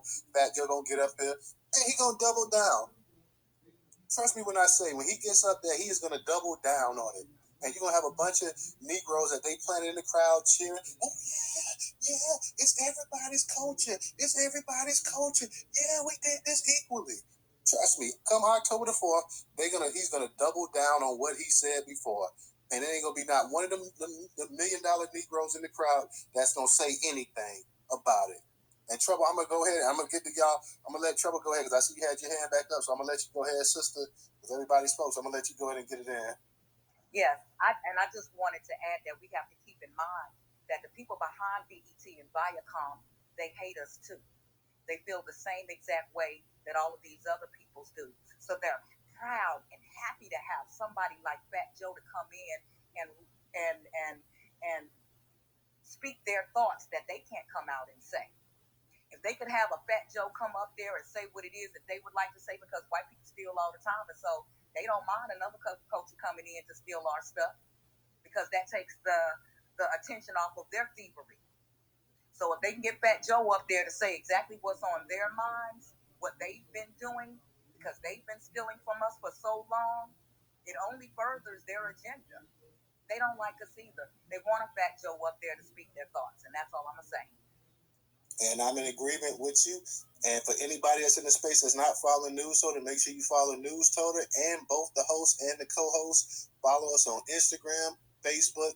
Make sure you subscribe to the YouTube channel, Newstoter. Also support us on Cash App, $Newstoter. Black Pressure, let me let you go ahead. I'm just going to just set the record straight real quick on the Terror Squad. The Terror Squad, now I'm specifically concerning Black people, right? The Terror Squad was garbage. Nobody listened to Fat Joe. Black people did not listen to Cuban Links. Remy Ma was a two-hit wonder, and the only songs that Fat Joe gained notoriety off of with Black people, one was an anthem song, Lean Back. The people like the beat and the anthem, and the other was a feature with Chris Brown. On a scale of 1 to 10, I'd give Fat Joe a 5. And on his best day, I would give him a 5 as a rapper. So I'll say again, to Black people, nobody listened to the Terror Squad. Their whole clique was trash. I may say that that Make It Rain song that was pretty popular too. So I've never been a huge Fat Joe fan, but he had Lean Back, Lil Wayne on Make It Rain. Yeah, Lil Wayne was on there. So that's true. Like I said, I never really got into his music like that. And for them trying to say that he's this huge legend in the game or whatever, when most of his albums was going gold and whatnot, I find don't forget All the Way Up too. That one, you gotta throw that one in there too. Lean Back, Another Round, What's Love with Ashanti. I definitely like that song with Ashanti. With black people. Yeah, all features with black people. And I'm gonna be honest, I definitely couldn't take that song with Ashanti. What's Love? I couldn't really take it, but the point taken. I definitely understand what y'all saying though. But like I said, I wasn't a huge Fat Joe fan, and like I said, my issue with him is his attack on black culture, and now he has a backing with BET, and like I say, I expect this dude to double down, and like the sister just said, he's saying the stuff that the Viacom wish they could say. They wish they can go ahead and drop the N-bombs and not be checked about it. And like I say, once again, your northern rappers, your New York rappers, the ones that sit up here, and the ones that's supposed to be the fathers of hip hop and whatnot, they have allowed this. They have allowed this culture, and this is bigger than rap and hip hop. They have allowed subcultures of other people to come in here and denigrate black people and say nothing about it. But if this was white people doing this stuff, they would say something. But because it's supposedly, quote unquote, a minority coalition, they can't say anything about it. They just have to go along to get along. DJ, go ahead and unmute your mic. Yeah, I don't think that really was the case, because if you really go and look at the tempo of hip hop with these Shermans that KRS-One be doing, he be explaining a lot of this stuff that, you had Kool Herc, Bambaataa, Just Ice, KRS, Miss Melody, rest in peace. You had these folks, I think Silver Robinson might have been in there too, rest in peace. You had these folks in the room at one time, bro, talking about everything we talking about right now, how hip-hop could be used to economically fund our people. But, it was just too many egos in the way, obviously. Too many opinions, outside opinions, like, the white record label owners, a.k.a. the Cadillac Records. So if you go over to the temple of hip-hop and you watch those weekly sermons KRS be doing, and they be showing you footage of him having meetings with, like, some of the pioneers talking about the exact same shit we talking about right now, And there was no Hispanics in that room either. It was all Negro or melanated people. You know what I'm saying? I wouldn't really call Fat Joe all the way whack pressure, because them early CDs he had, them shits, that shit is some real hip hop to me. You know what I mean? I'm from Jersey. You know what I'm saying? So it's like, that's what was going on at the time. As far as like the hate that was somebody mentioned earlier about the South with shit or whatever, that a lot of that shit was coming because we, jokers up in the North, and even though it was kind of over with at this point in time in a way, but it was still some hip hop heads up here that was like, didn't really like the South and the West, because, cats wasn't feeling like they was really keeping it hip hop. You feel what I'm saying? Hip hop is multiple elements, not just rap. Where your B-boys at on the West Coast, you feel what I'm saying, at that time? Where was the B-boys at in the South that didn't exist?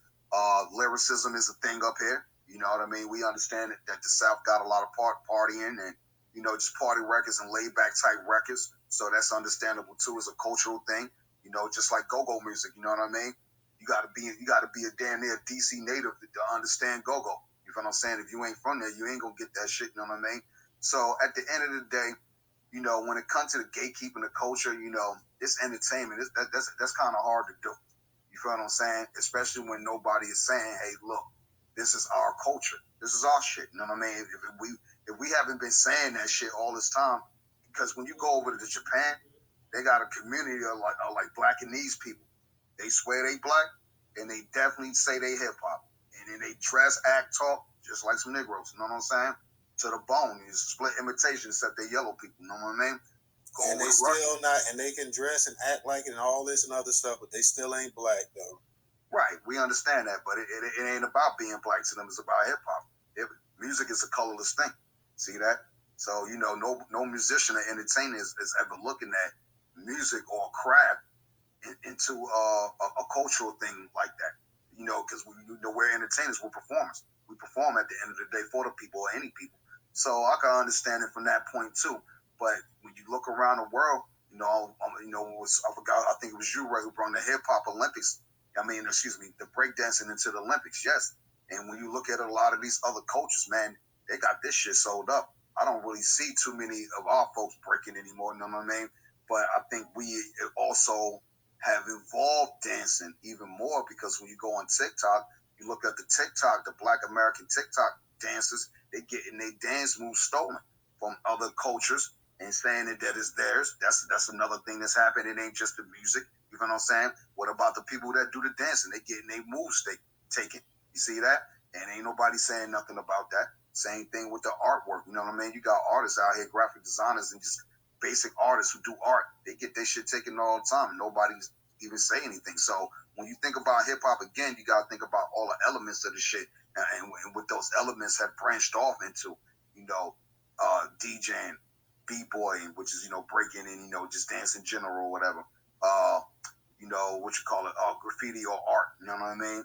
MCing or poetry, whatever it may be. So the North is just pretty much feeling like the South and the West at the time wasn't being all the way hip hop. You know what I mean? That's what hip hop is. It ain't just rap. It's multiple elements to the shit. But I think they also squashed that in the late 80s, because you had songs like Self-Destruction. What was the West Coast version of that? The West Coast All Stars. You know what I'm saying? Trying to do the right thing. But, when you got these white, non-black owners, these business owners, you could trace this whole shit back to the Cadillac Records if y'all ever saw the movie.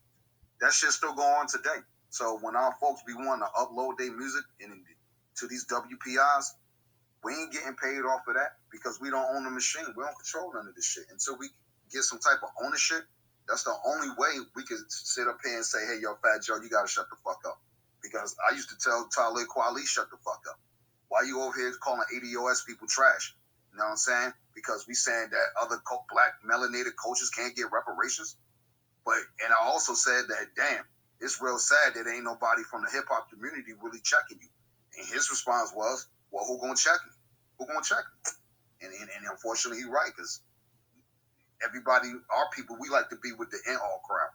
You feel what I'm saying? And that's our problem, why other cultures could come in and do what the fuck they want. We love being empathetic to other people and love being around, being the light of the party. That's what black people do, yo. So when these other cultures come right up under our nose and snatch our shit from us, then it's like, oh. Well, hold up a minute.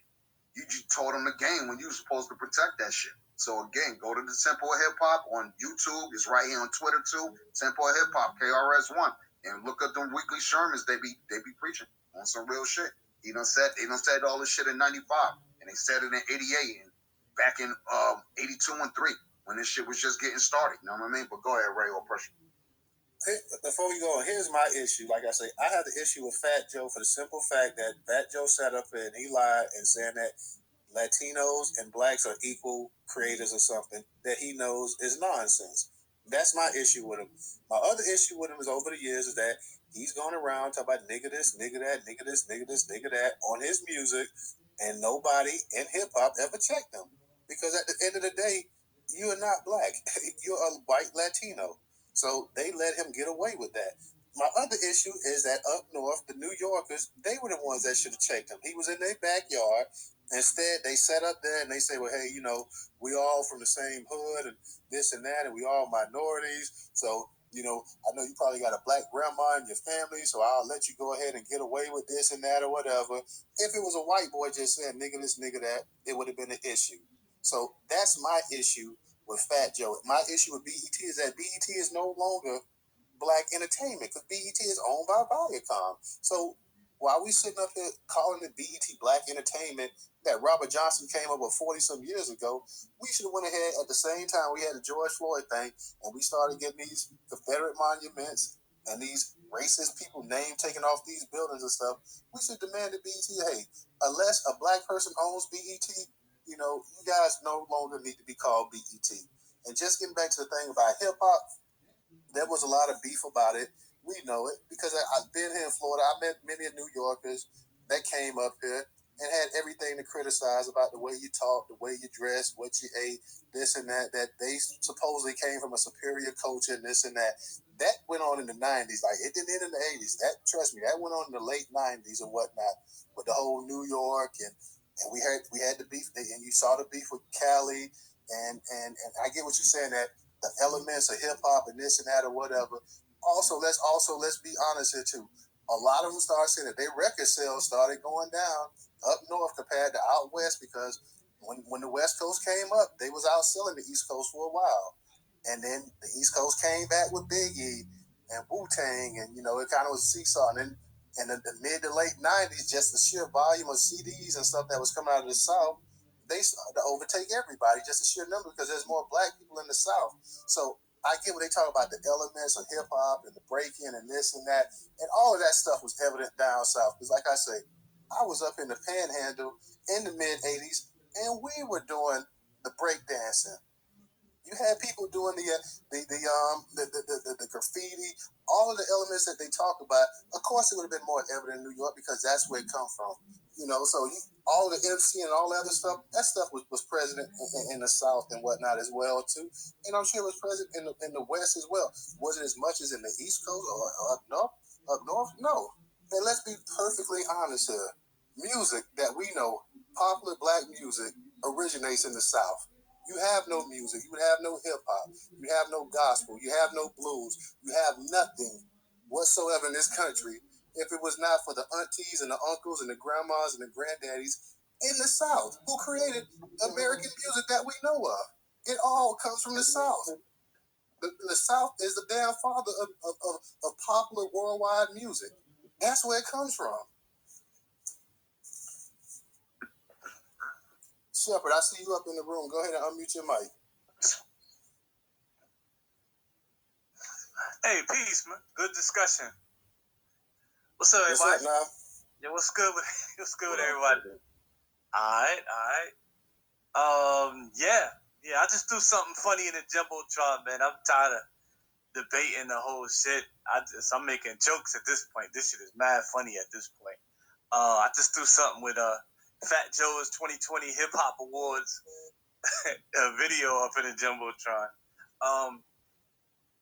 Look, man, we here. I agree with everything you just said, Newstoter. I mean, BET is not black entertainment television, yet it's in control of a segment of our culture that we do not own, market, distribute, or have no majority financial interest.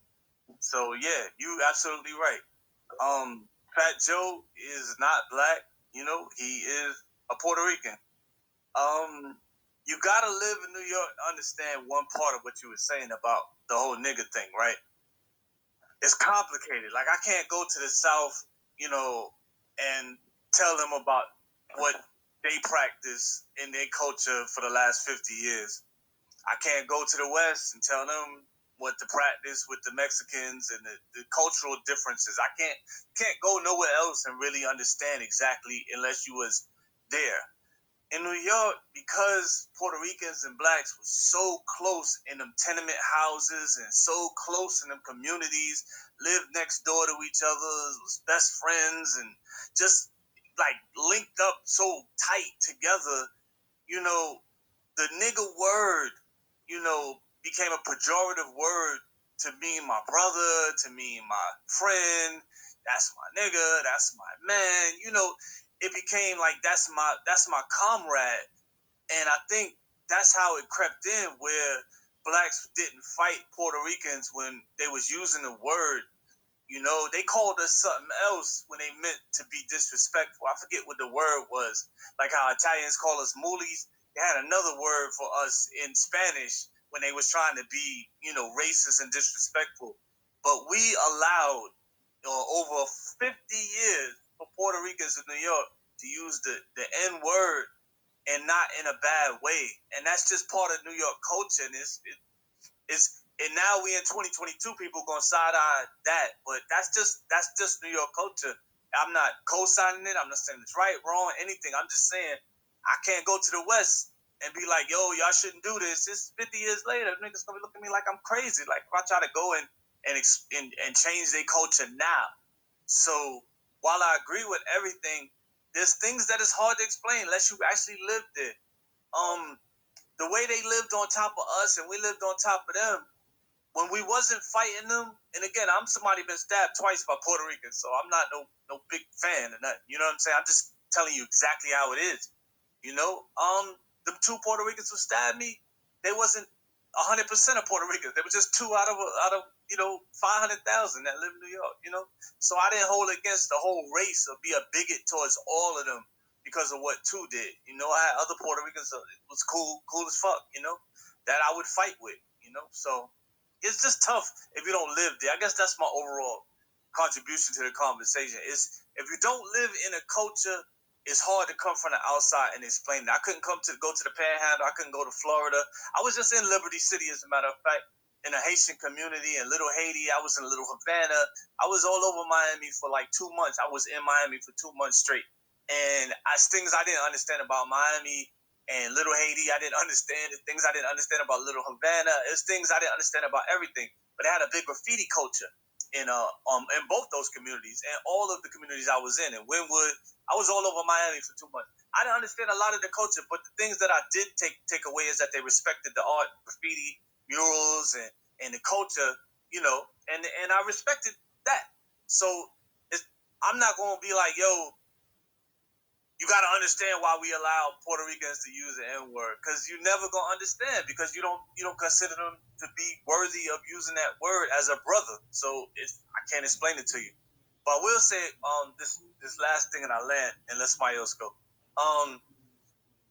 Don't judge unless you walk in the shoes of that culture. You know, don't judge because it's hard to explain it. That's all I got to say. Peace.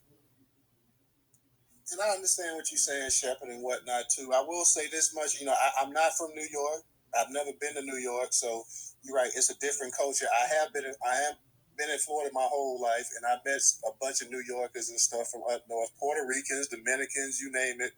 Because I lived in South Florida too, in Lauderdale, so I've been around a bunch of Puerto Ricans my entire life. So I've been cool with them. I mean, hung out with them. I mean, fought with them and fought against some of them. So, I have no issues with them like that in terms of like dissing an entire race or whatever. What I will say is I know black people as a whole are probably the most inviting people in this world. So I'm sure when Puerto Ricans first got to this country, there was already black people there, and they invited those Puerto Ricans into the culture. So the thing about when you invite somebody into your house sometimes, or if you have a guest or whatever, and they stay there for a few weeks, and after a while, they start to kind of assume that that's their place, that's their house. So by inviting a lot of people in and giving a lot of leeway, over the years, people kind of assume that, hey, we just like y'all, and we can do just like y'all, and we can act just like y'all, and we can talk just like y'all. So like I said, I've never been in New York. I don't really know the entire thing. You're an expert on it compared to me. But knowing black people, knowing the way that, because I see the black people down here, every culture that has come into the black community, they have welcomed. And that's Latinos, that's Caribbean, that's Africans. They've always welcomed them. I never once heard like black people, older black people, elders in our community say, don't play with those kids. They dirty, they this, they that, or whatever. Don't be around them people. Stay away from them people. Leave them people there alone. They pretty much always treated everybody fair, and that's not to say that you don't have some a-holes in the community that's gonna mess with people and bother them and stuff like that. We know that's in every race and every group, but for the most part. And like I'm saying, by allowing for 50 years of this stuff, for people, they should have been set straight from the beginning, like, whoa, because let's not forget, a lot of these Puerto Ricans, a lot of them classify themselves as white. A lot of them come from, let's not forget that Puerto Rico and all of Latin America was slave colonies as well. They have a racial complex. They have racial issues. They see hierarchies in race and everything else. It's a reason why dark Cubans get treated like shit compared to light Cubans. And the same with Puerto Ricans. And the same with all of them in Latin America. So by giving that leeway, by extending that olive branch, it has come back to kick black people in the testicles. And now we have a monster on our hand. Now we got somebody sitting up here talking about everything that we created, everything that we've done. Really in essence, they were the true genius behind it, and we riding their coattails. That's gonna be the next. That's gonna be the next line of crap they're gonna go ahead and spew. And pretty soon they're gonna start going. Trust me on this one here. 20 years from now, some of us might be around, some of us might not be. Next thing you know, it's gonna be poor white folks also contributing to hip hop. It was a bunch of poor white folks up there in the Bronx at the time, and they in 8 Mile. Yeah. That's the next lie that's going to be. Not only was it was Caribbeans, not only was it Latino, but also let's not forget, people don't overlook them. They showing reverse racism. It was poor white folks that also helped develop hip hop. So I mean, like, when does it ever stop, man? Come on, when does it stop? America, you got your hand. America, you got your hand up. Go ahead and unmute your mic. Wow, goodness, excellent conversation. Thank you for allowing me to speak. My question would be to you guys, what can we do about it? Is delineation the way, which I know it is, and it's we can't turn back. We know it's gone too far. Did we fuck ourselves? Not only with hip hop, y'all, with politics. Like you said, we're being so loving. But I think that's a lie when we say that we love everybody. We love, man, ain't it funny? What I have found out with me just living, people that cherish their stuff don't never share like that. Never ever share their stuff like a person that don't have nothing and that don't cherish their stuff do. It's always that person that want to offer you a cigarette. Like, you want a cigarette? You can have one here, baby. Here you go, baby. You can stay with me, baby. Knowing for a fact they don't cherish what they have. Me personally, and I'm gonna answer my question, and then I'm asking you guys as well. We dropped the ball, I think. I think that we played it like we loved everybody, and it really wasn't love. It was that we wanted misery to be with us. I hate to be honest. Even though we're doing all these great things, we didn't really think that they were great because this is just naturally innate in us to do this type of stuff, right? To make these beautiful things or so on. And we allowed everybody to come in, like, you come stay with me. We love you.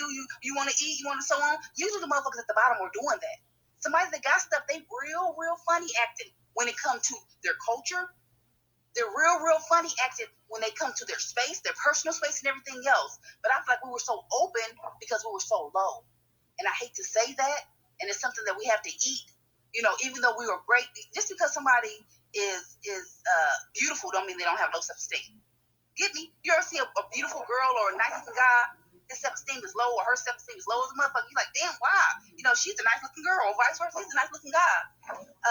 So my thing is that, what can we do?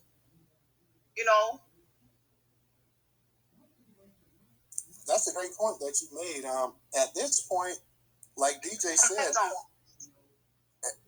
at this point, I'm not exactly sure what you can do except, to do something that we haven't really done before, and that is to be selfish. Because once hip hop went from being before it became mainstream, that's when you actually had control of it. That's when you actually had the power to do things and whatnot. But at this point, like you say, delineating that's pretty much the only thing you can do. But the only problem with it is that the face of hip hop, your biggest stars and whatnot, they're not going to allow you to delineate because they're going to feel like that's going to hurt their pockets. And by delineate, that doesn't mean that you say, well, hey, nobody other than Black Americans can listen to hip hop. But what you do say is that, hey, this is our art form that we created, and we should capitalize on it more than anybody else in the world. But that's not the case because the major record labels, you have black record labels, but the major record labels are white. The distributors are white. The television networks are white. The radio stations are white. The actual the actual streaming services are white. And then you got Asian people over in Asia making billions of dollars off of your stuff. You got people in the Middle East and people in Africa. Everybody worldwide now owns a piece of it. And simply because you were a little bit too charitable with your actual culture. But like I said, that's not anything new. And get back to what you're saying, like, we are loving people. And I say that for the second that we'll take in anybody, And you say misery loves company. I agree with you on that. We thought also by sharing our stuff with a lot of these people who didn't have anything, first, it's just in our nature. You know, it's in our nature to share. If your mama saw somebody that was outside that didn't have anything to eat, your mama gonna go in her kitchen and she's gonna fix that person something to eat. Because that's just how your mama, your auntie, your grandma, your sister, your cousin, that's just how they are. They're gonna make sure they're not gonna let somebody sit out there starving. They're gonna go in there and fix them something to eat. Because that's just the way black folks are. But at the same time, we thought that, hey, this is somebody that we can become an ally with because we don't have anything. They get into this place, they come to this place and they have even less than us. That's so we thought. And we quickly saw that that wasn't the case. Yeah, you can share with people, you can take people in, you can bring people into your culture, but that doesn't mean that you won't get a damn knife in your back. And we've been getting knives in our back from every single solitary race that we done brought into and helped to elevate. Nobody has ever looked out. Dr. John Henry Clark said it best: we have no allies in this world. We have none.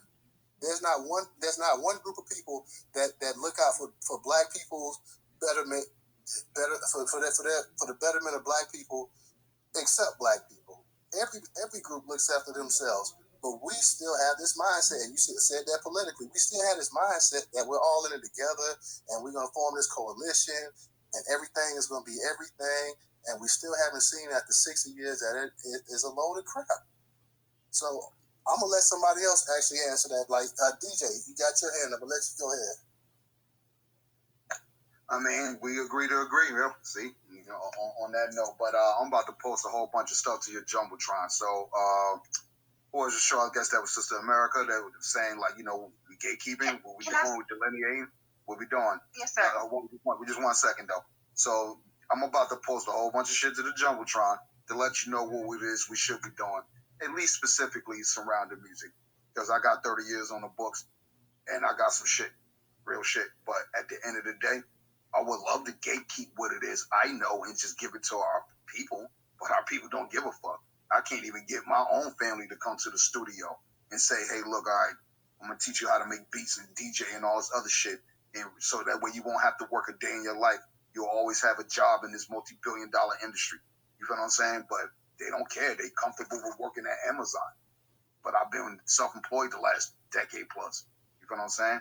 So it's like, what the hell is there to do? But go ahead, though. Really quick, this is 3 suggestions I'm thinking of. Let the demon crap party go. No matter how it's going to hurt, we have to let them go. Pan-Africanism, this is just me. Gotta let it go. Last but not least, I know it's going to hurt some people. It's fate. You have to let the black church go. And in turn, when you let the black church go, because we don't realize that the black churches ran by who? Nobody talks about this. The Catholic Church. That's who brings everything down. Quiet as it's kept. While your grandma and auntie tell me, I ain't no Catholic. I don't mess around in that stuff, honey. That's where all our stuff come from. Quiet as it's kept. The Vatican. 3 things again. We have to let go of the black church, y'all. We have to. Talk to God at home. I hate to say it, but it is what it is. Second thing, Pan-Africanism. We are the bag. Everybody has eaten off of us. Why? Because, I say it again, we were miserable for real. And we feel good to see people dancing to our music. That uplifted our spirits because our self-esteem was so low. And nobody talks about that, even though we made the best. And people envied that shit. Side-eyed it for real, you know. Okay, Pan-Africanism, Black Church, and the last but not least, again, the Democratic Party. We have to give them a hard ass blow. And what's in turn is going to happen once we beat them down like we're supposed to, is that it's going to take not only the white Democrats, like this silly ass lady and her daughter that's on there with Meg the Stallion. The white people is going to take down the Uish. I hate to say that because we praise them for real, and that's who's writing our checks. And it's going to also take down the black elites that have been sitting on top for a long ass time, off the backs of us, who has shown us again today benign neglect. They are doing it now. They don't like us. They giving our hip hop away. They're giving our shit away too as well. And nobody's really talking about those three. They're talking about the elements of a Negro being fucked up, or those three things. The Democratic Party played a big role in our demise, and still to this day we don't know what to do. So we go back and vote for them. We go back into that relationship over and over again until they finally lay us out to rest forever, and bring in a new bitch that they been wanting after he murdered his wife. And never really liked her, and looked at her like, man, I can't stand this bitch. That ain't to be funny, but I don't like them. And they keep on being in my face. Fuck, And now I done killed you off. Now I have the Latinos that I'm looking for. Should I like them? Actually, as they say, I like the LGBTQ. I can fuck with them. I can roll with them. Sorry to cuss, but it seems like and I'm landing here, we have had low self-esteem, even though we're beautiful people, and we allow people to come in because I'm pretty friendly. We say we friendly. Can't be that damn friendly because all your shit is fucked up. So you didn't love yourself, but you mean to tell me that you was friendly with everybody else? You didn't gatekeep and really, like my grandma said to me, you don't think no better than yourself than that? My grandma said, you have a proud about yourself. Not only that, here, this is for us. This is for your mama, you, and this is for us. And we saw the other families at church gatekeeping each other, right? Other families were close, and my grandma was trying to show me how to be close, but I was so fucking hard-headed, low self-esteem, pretty-ass girl, to be honest. Pretty nice-looking ass girl. I can give her that. But a fucking fool. But a fucking fool. And my grandmother said, you gonna pay. You too fucking foolish. Quiet as kept when she said, hey, and I'm running here. You don't think no better than yourself than that? With the guys you date and you doing the silly shit, I didn't want to tell her. No, not for real. Like you said, I wanted to be accepted. It makes me feel good, but then we start dancing to my music or say, hey, how you doing? Ha, can I come over there? Ha. You want to play with me? Ha. You wasn't content within yourself. You weren't content within your family. And with us being family, I looked at outside of my shit like, ugh, no. But when somebody else said, hey, man, I like him. And I start wondering, you like him? Oh, I like him too. You get me? But anyway, I'll land with that. We have to gatekeep. We have to let those three elements die off because they're going to end up being the death of us. We don't want to say it. The Democrats don't like us, and they're going to use us up. And if they get back in, it's over for us. And I think we know that, but we're scared to get out of this relationship because we don't know where to go. We don't know what the Republicans are going to do to us. But I'd rather sit at a table and do business with the Republicans than know that these motherfuckers got their eyes red looking at me because they to themselves and they talking. We're going to get them niggas. We fucked them over, y'all. We messed them up. This last election, and now we're talking too much shit, saying we ain't gonna give them the White House. Man, it's funny, you looked and said, I'll leave you somewhere stinking, and we wonder what happened to us. And the whole time they set us up, but they was at our church praying with us, and we gave them, we allowed them to sit in the pulpit. The funky-ass Clintons were able to sit in the pulpit at Aretha Franklin's funeral. The funky-ass Clintons and other Democrats was able to sit in the pulpit at our churches like they holy or something. But let your black ass go up there and accidentally act like you want to walk up there. Like you said, we ain't that damn nice. What it is that our self-esteem was low, and we don't want to call it for what it is. Thank you, Newstoter, for allowing me to speak. No problem. I appreciate you, sis, and I definitely I like the points that you were making and pointing out. So definitely appreciate you coming through and dropping a little something for us. Let me go to Black Pressure, and I'm gonna get to Shepherd and Ray. Hey, Sister America, I just want to say, yo, you spot on about the self-esteem thing, yo. But go ahead, yo. Go ahead. Spot on. All right, News. I want to respectfully disagree with the brother DJ. And DJ, if I get this wrong, please jump in. But I think I heard you say that music is colorless. I think if that was the case, we wouldn't be having this conversation. That, to me, that would be like in the 80s when white people tried to say that they were the Egyptians. Okay, so I'll say for context purposes nowadays. Back then, we understand jazz was devil music. So, yeah, I understand what you're saying for context. Nowadays, it's like a colorless thing because when you pay attention to it again, it's this global thing that we know we created, but we don't own none of this shit. But go ahead, though. No, you didn't. So, like I was saying, and News touched on it very briefly. In the 80s, when they had that push by the Europeans where they tried to say that they were the Egyptians. And the black academic community, you had Dr. John Henry Clark, Dr. Ben, and all the people like that were, under their umbrella. They went at them and crushed them.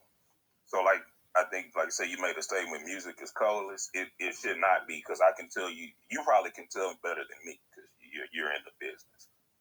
I can tell you stories. You can read literature about when Charlie Pride was trying to break into country music. Those white folks let them know that their music wasn't for niggas.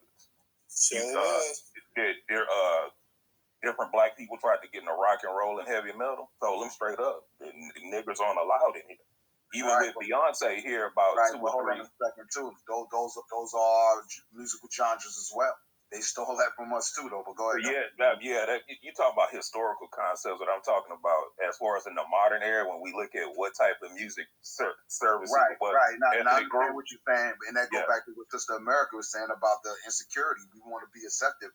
You know, that's what the whole Boule organization is about. Wanting to be accepted by these white Ivy League schools and shit. Okay, nigga, well, we ain't gonna let you in Yale and be with the Skull and Bones and shit and all that other stuff. But you could be a boule, meaning hand to the king in French, you know what I'm saying? And go do my bidding, nigga. You know what I'm saying? But go ahead, though. Yeah, and going on that, we shouldn't say music is colorless, because that, like I was going back to just the crescendo, what I'm saying is, that would be like saying that math and science, engineering, all those didn't come out the spirit and what wasn't conceived by black people. Even I'm gonna kind of loosely quote someone when they said that thinking is black, because we thought we thought first before anybody. So I'll say, and this is my ideology, that, and like I say, News touched on it earlier. Music, when you peel all the layers back, any type of music is 100% black when you go down to the very genesis of it, and I'll land my plane there. And to touch on what you just said, Black Pressure, you're right. It's not colorless, for the simple fact that when the Temptations left Motown, and I forgot what record label they went to, the Temptations, who had been at one time one of the biggest groups in the world, was placed on this new record label's Black Division part. Okay, you're talking about a legendary group here, and they come in here and you're going to put them under a category of Black Division. Also, back in the 80s, I was looking on YouTube. It was this old, I don't know if it which award show, if it was American Music Awards or whatever. You had Lionel Richie on there. He won an award.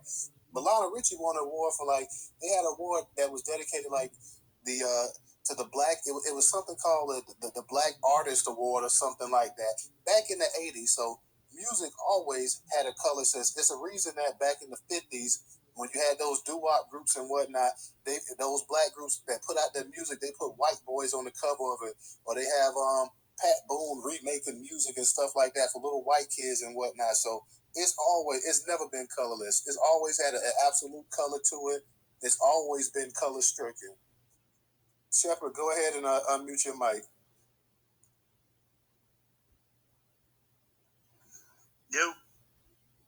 Yeah, good conversation, man.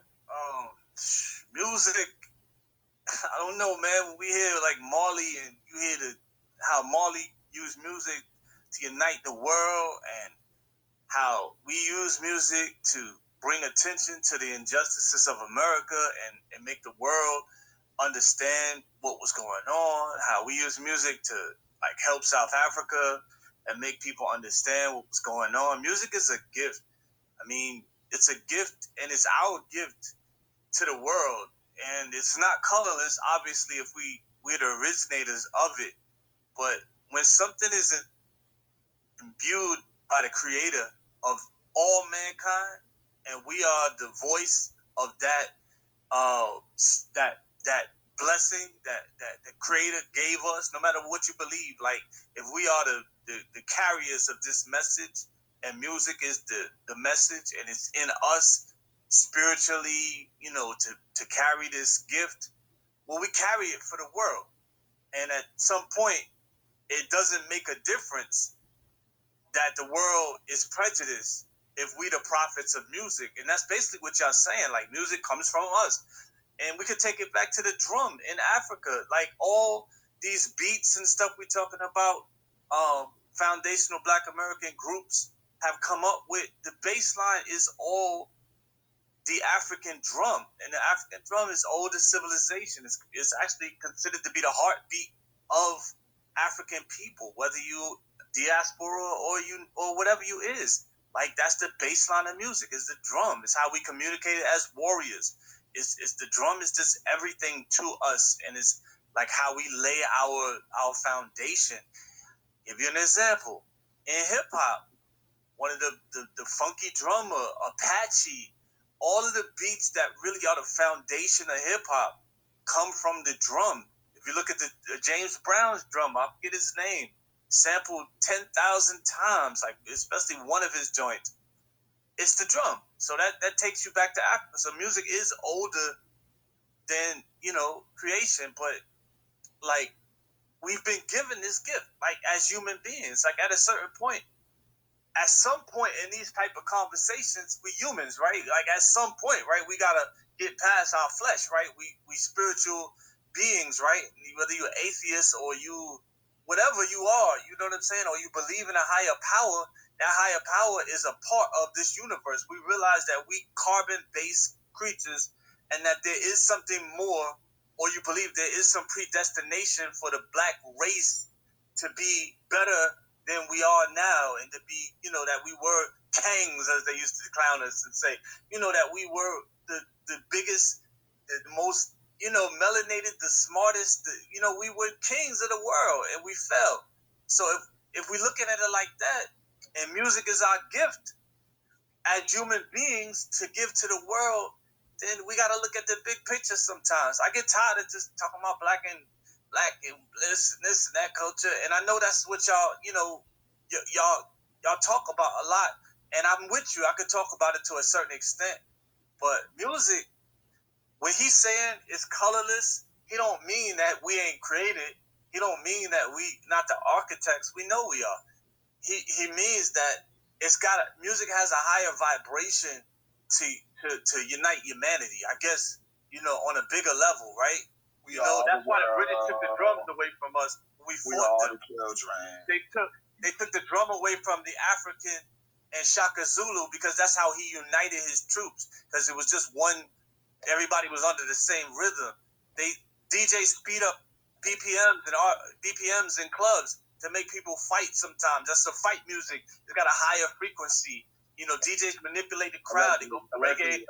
They go from reggae to one genre to the next genre because that's how music affects us. So I guess I'm saying, man, at the end of the day, man, music unites humanity, and we the prophets of music in the world. And you look at Bob Marley and how everybody loved him. You know what I'm saying? And his music and how he united the world. Like he was on some fucking cosmic shit. Like you look at certain musicians like Stevie Wonder, and the way that they shit is just like it's beyond human. Like the shit that they come up with. And y'all know y'all have your favorite artists that transcend, and bring everybody together.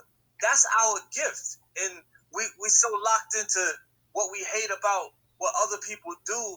I don't want us to lose our gift. And we recognize that this is a gift that we have for the world. And the world is entitled to enjoy it because we give it to the world and we sell it to the world. So I know y'all like, this ain't the type of shit y'all on, but I just like thinking a little bit different sometimes. I land. Okay, I mean, you made some great points there, and I don't disagree with a lot of what you said. Music is a gift. Music should be colorless. Music was intended to be colorless. Music was meant to transcend any and everything. The music that black people have put out, and I know you mentioned Bob Marley, but there's so many people, like you say, Stevie Wonder and Otis Redding, and so many different people that have contributed to the genre of music. Hell, Michael Jackson, you name it. Like, when you hear the voice of Whitney Houston, this angelic voice that moves you and takes over, that's not the issue I have at all. My issue is that, yes, music is an art form. Music transcends. Music goes back who knows how far. And I know you mentioned the African drums and whatnot. Yeah, I don't have a disagreement with that.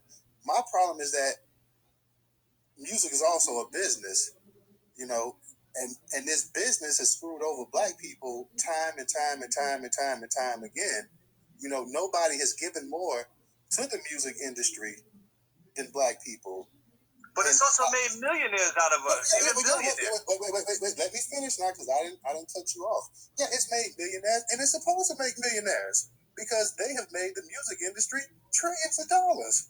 So it should make them millionaires. It should make them billionaires. It should make them trillions of dollars. I mean, when one of the most famous people in the history of this world by the name of Michael Jackson is more known than any president or head of state or anything like that, can't even walk down the street without being mobbed, then yeah, anything he gets financially, he deserves. Same with Whitney Houston. Same with a lot of artists. And there's so many artists who have gone broke. You know, the fact of the matter that, like DJ said, we created all of these genres, yet you have people sitting up here telling Charlie Pride that you can't come in here. You got people telling people in heavy metal, this isn't for you. This isn't, see, when we're supposed to always be the people that invite everybody, have our arms open. Oh, you come in, you come in, you come in. But yet when we come to things, and let's not forget, some of these saying, like I mentioned before, if it was colorless, there's no reason back in the 50s and the 40s and the 60s that you should have had black people putting out music. Yet when white kids went to buy these albums and covers and stuff, they had to have white people on the album cover. I'm not saying anything. Music is a great form. Music is soothing. Music can be so many different things. It can be that unified. Music was used on the civil rights movement. Mahalia Jackson, okay, belting out all kind of great music. You know, what's his name? Sam Cooke. A change gonna come. One of the most, to this day, raises the hairs on people's neck. And like I said, you're right. It is something. It should be colorless.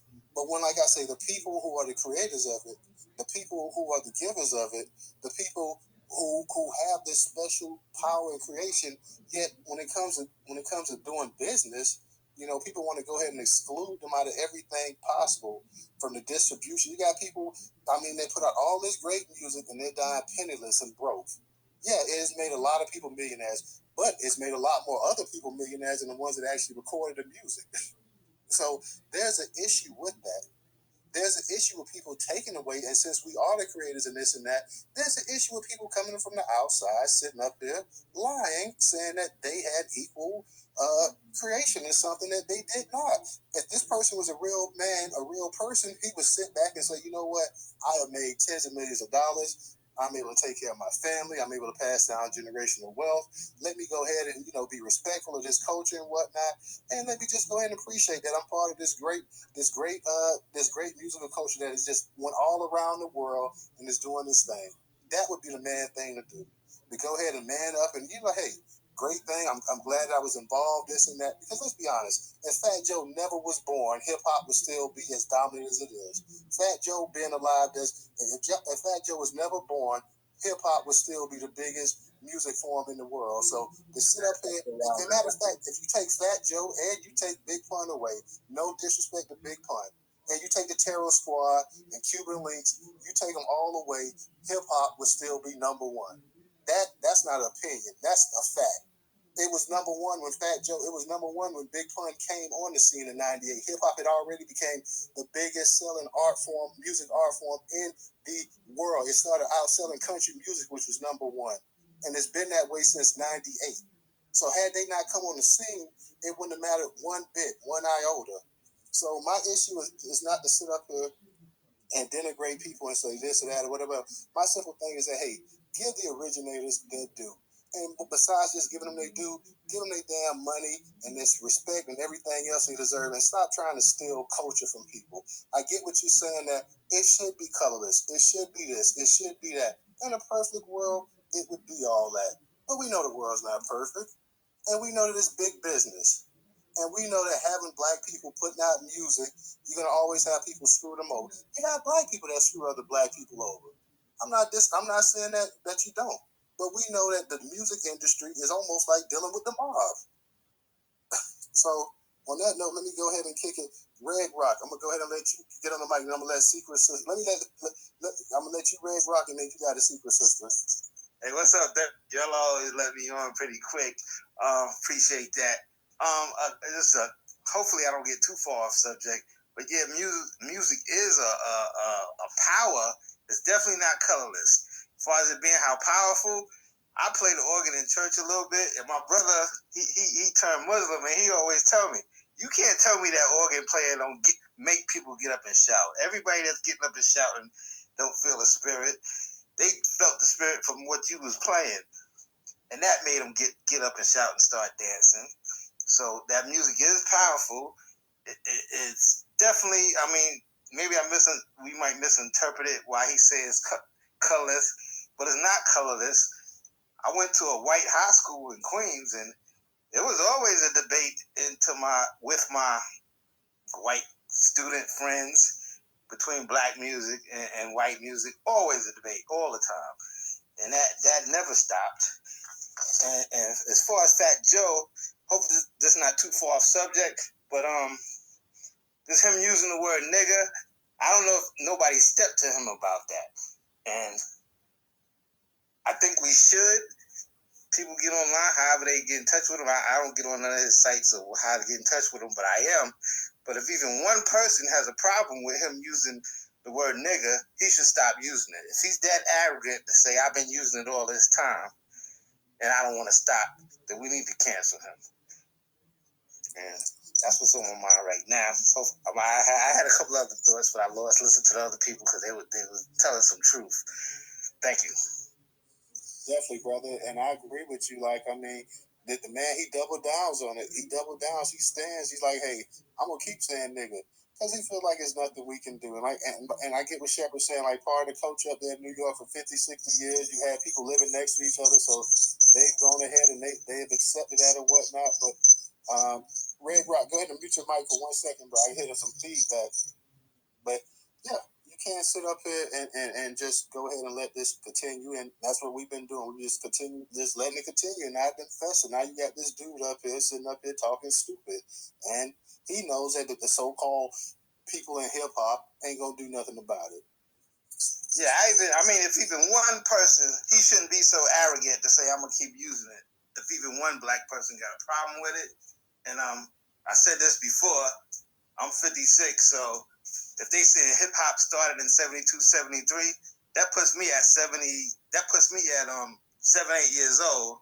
So I gotta pump my brakes or how much I can speak on the beginnings. But that puts him in diapers. That puts Busta Rhymes in diapers. If we're born then. So that's another thing I wanted to point out too. They ain't even got no reason to be talking like they talking. Absolutely agree with you, brother. Let me get Secret Sister on here. Secret Sister, go ahead and unmute your mic, sister. Hey fam, I just wanted to say hey, and I want to say I love you all. Let's talk about this word nigga. You see how I don't like it. So this is the thing. This is when I say we have to start playing chess with these people. When we look at Fat Joe, he is just like our colonizers. So when Fat Joe and Busta Rhymes, when they all want to go with our colonizers, like I always say, we're all we got. So when they want to do that, guess what? We shift on them. We stop saying nigga, and we stop accepting nigga, like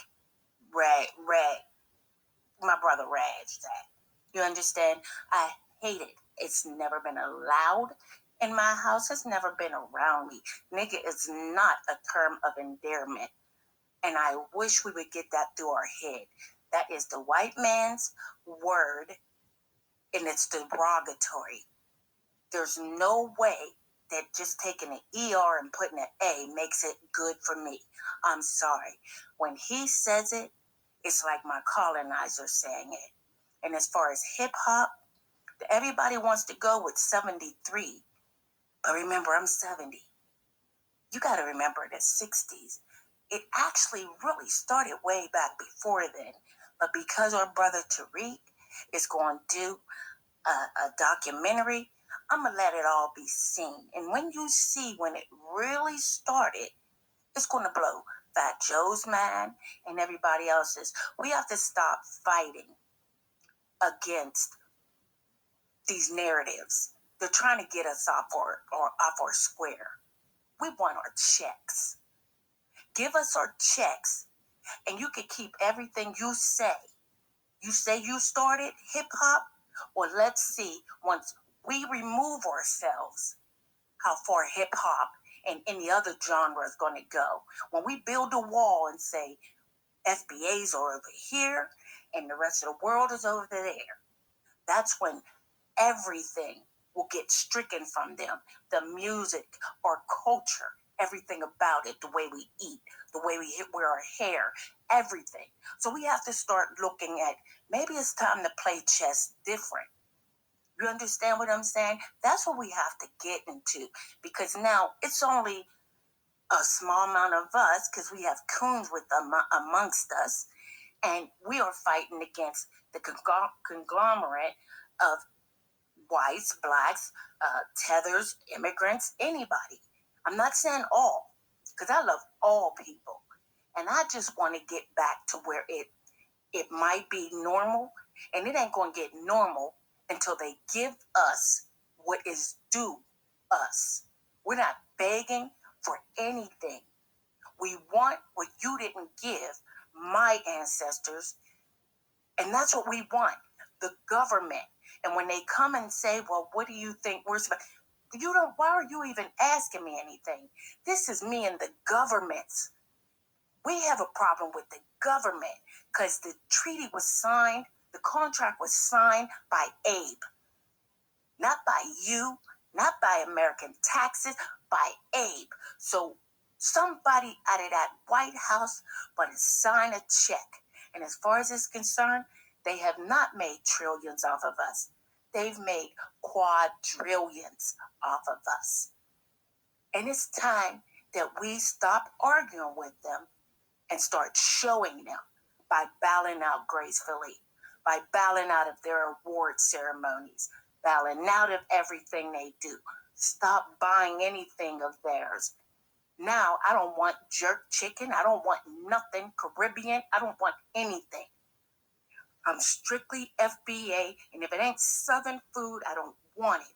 Like, it's just, we just got to start saying, now we got to find our own culture, and we got to find our own family construct, our family construct, because we was doing good with that before we sat and marched for them to come over. Now they want to walk on us.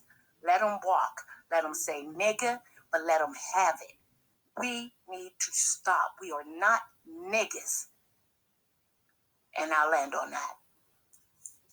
All right, Secret Sister, I appreciate you definitely coming to the conversation tonight. Ray, I know you had your hand up for a little minute, so let me get to you. I appreciate your family. So I was hoping Sister America was still in here because she asked the question about what could we do. Well, I would just, I had a couple suggestions of some things that I feel like we could do that would be highly effective. First of all, the first thing, the 14th Amendment, if you've ever read it, it says all persons that are born or naturalized in the United States and subject to the jurisdiction thereof are citizens of the United States and of the states where they reside in. So that could honestly be the first thing that we should definitely attack is the 14th Amendment, because it's not working to our advantage.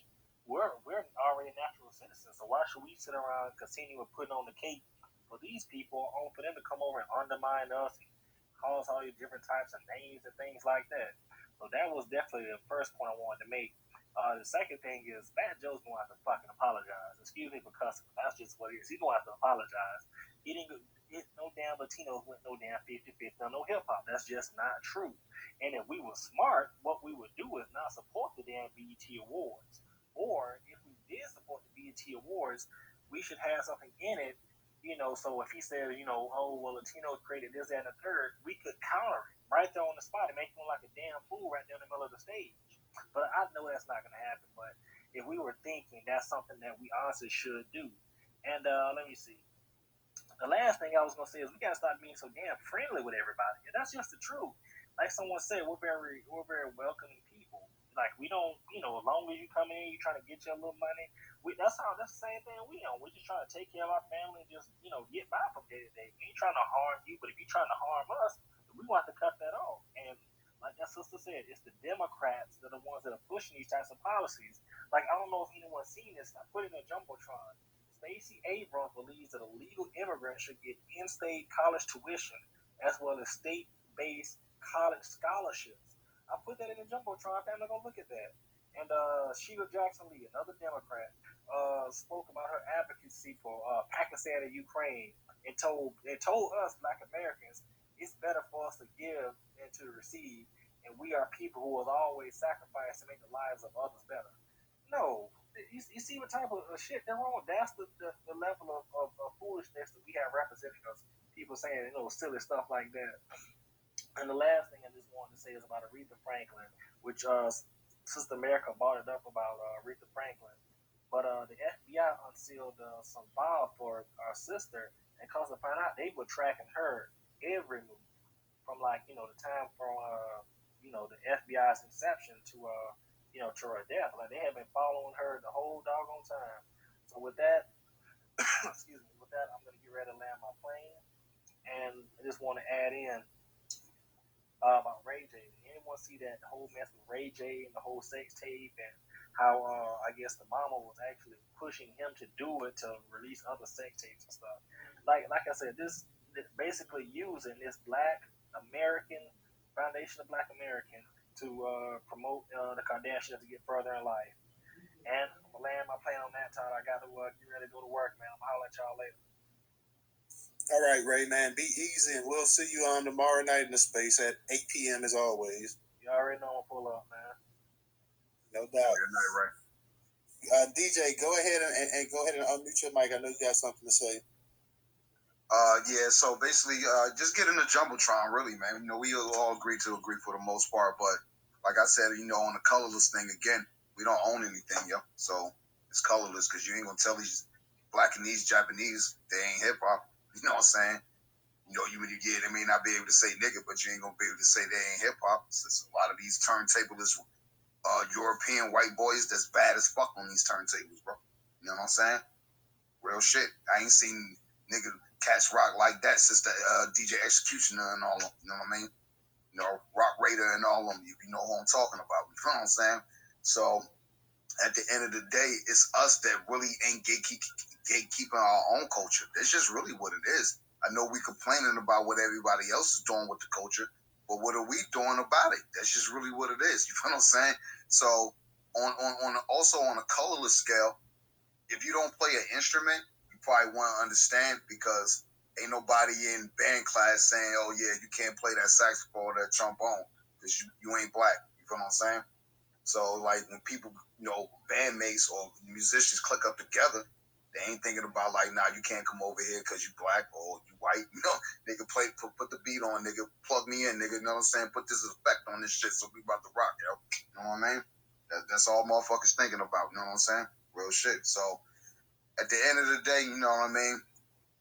We got to start owning our shit. So get in the Jumbotron. I got a video called How to Make Money Off Your Talent. So I think, Ray dropped out, but, I think Sister America, if you want to come up next, I guess, if Tyler want to know the next in line or whatever next. So basically, I think what Ray was saying is, what you were saying, what should we do about it? I think you were just specifically speaking about the music, in my opinion, right? So I already done worked that out. The problem is our peoples don't want to take advantage of the knowledge. We too busy wanting to clout chase on Instagram and just be all up in everybody else's fucking face. You know what I'm saying? That's why I agree with you 100% on that. It's like we're too busy wanting to be with the white ISIS colder mentality, the Jeffersons or whatever it is you want to call it. But go ahead, Top. Yeah, let me I think Black Pressure, we got Black Pressure, Shepherd, American, Secret, and Original. So I'm gonna let Black Pressure, we're gonna try to keep it a little bit shorter so we can get around the room, everybody. So if y'all can do it in 2-3 minutes, it would definitely help. So Black Pressure, go ahead and unmute your mic. I'll put the clock on, bro. Go ahead. Man, you gonna clock me, DJ? Damn, nah. Let's get back to let's go. You gonna hit the boom boom in a minute? Yeah, touching on what Shepherd said earlier, and I'm gonna keep it light on. I know we didn't got serious in here, but he much earlier he was talking about the culture of New York and how the Puerto Ricans can say nigga.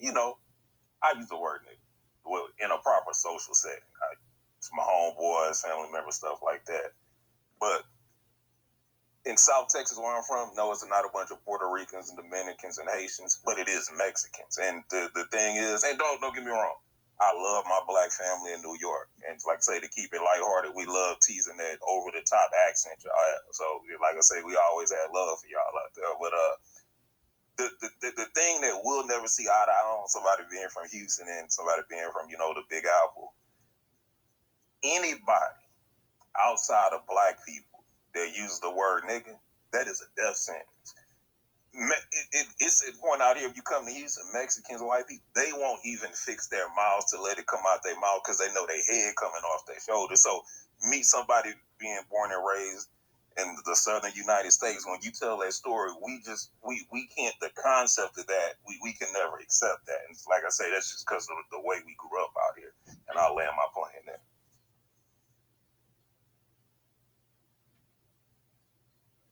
Yeah, that's what's up on that one. Yeah, that's what's up on that one. So yeah, I agree with you 100% on that pressure. But I just told a Hispanic cat the other day that said, "What's up, my nigga?" to me. I said, "Yo, don't say that, because I don't know you like that. Because that's like me saying, 'What's up, my spick?'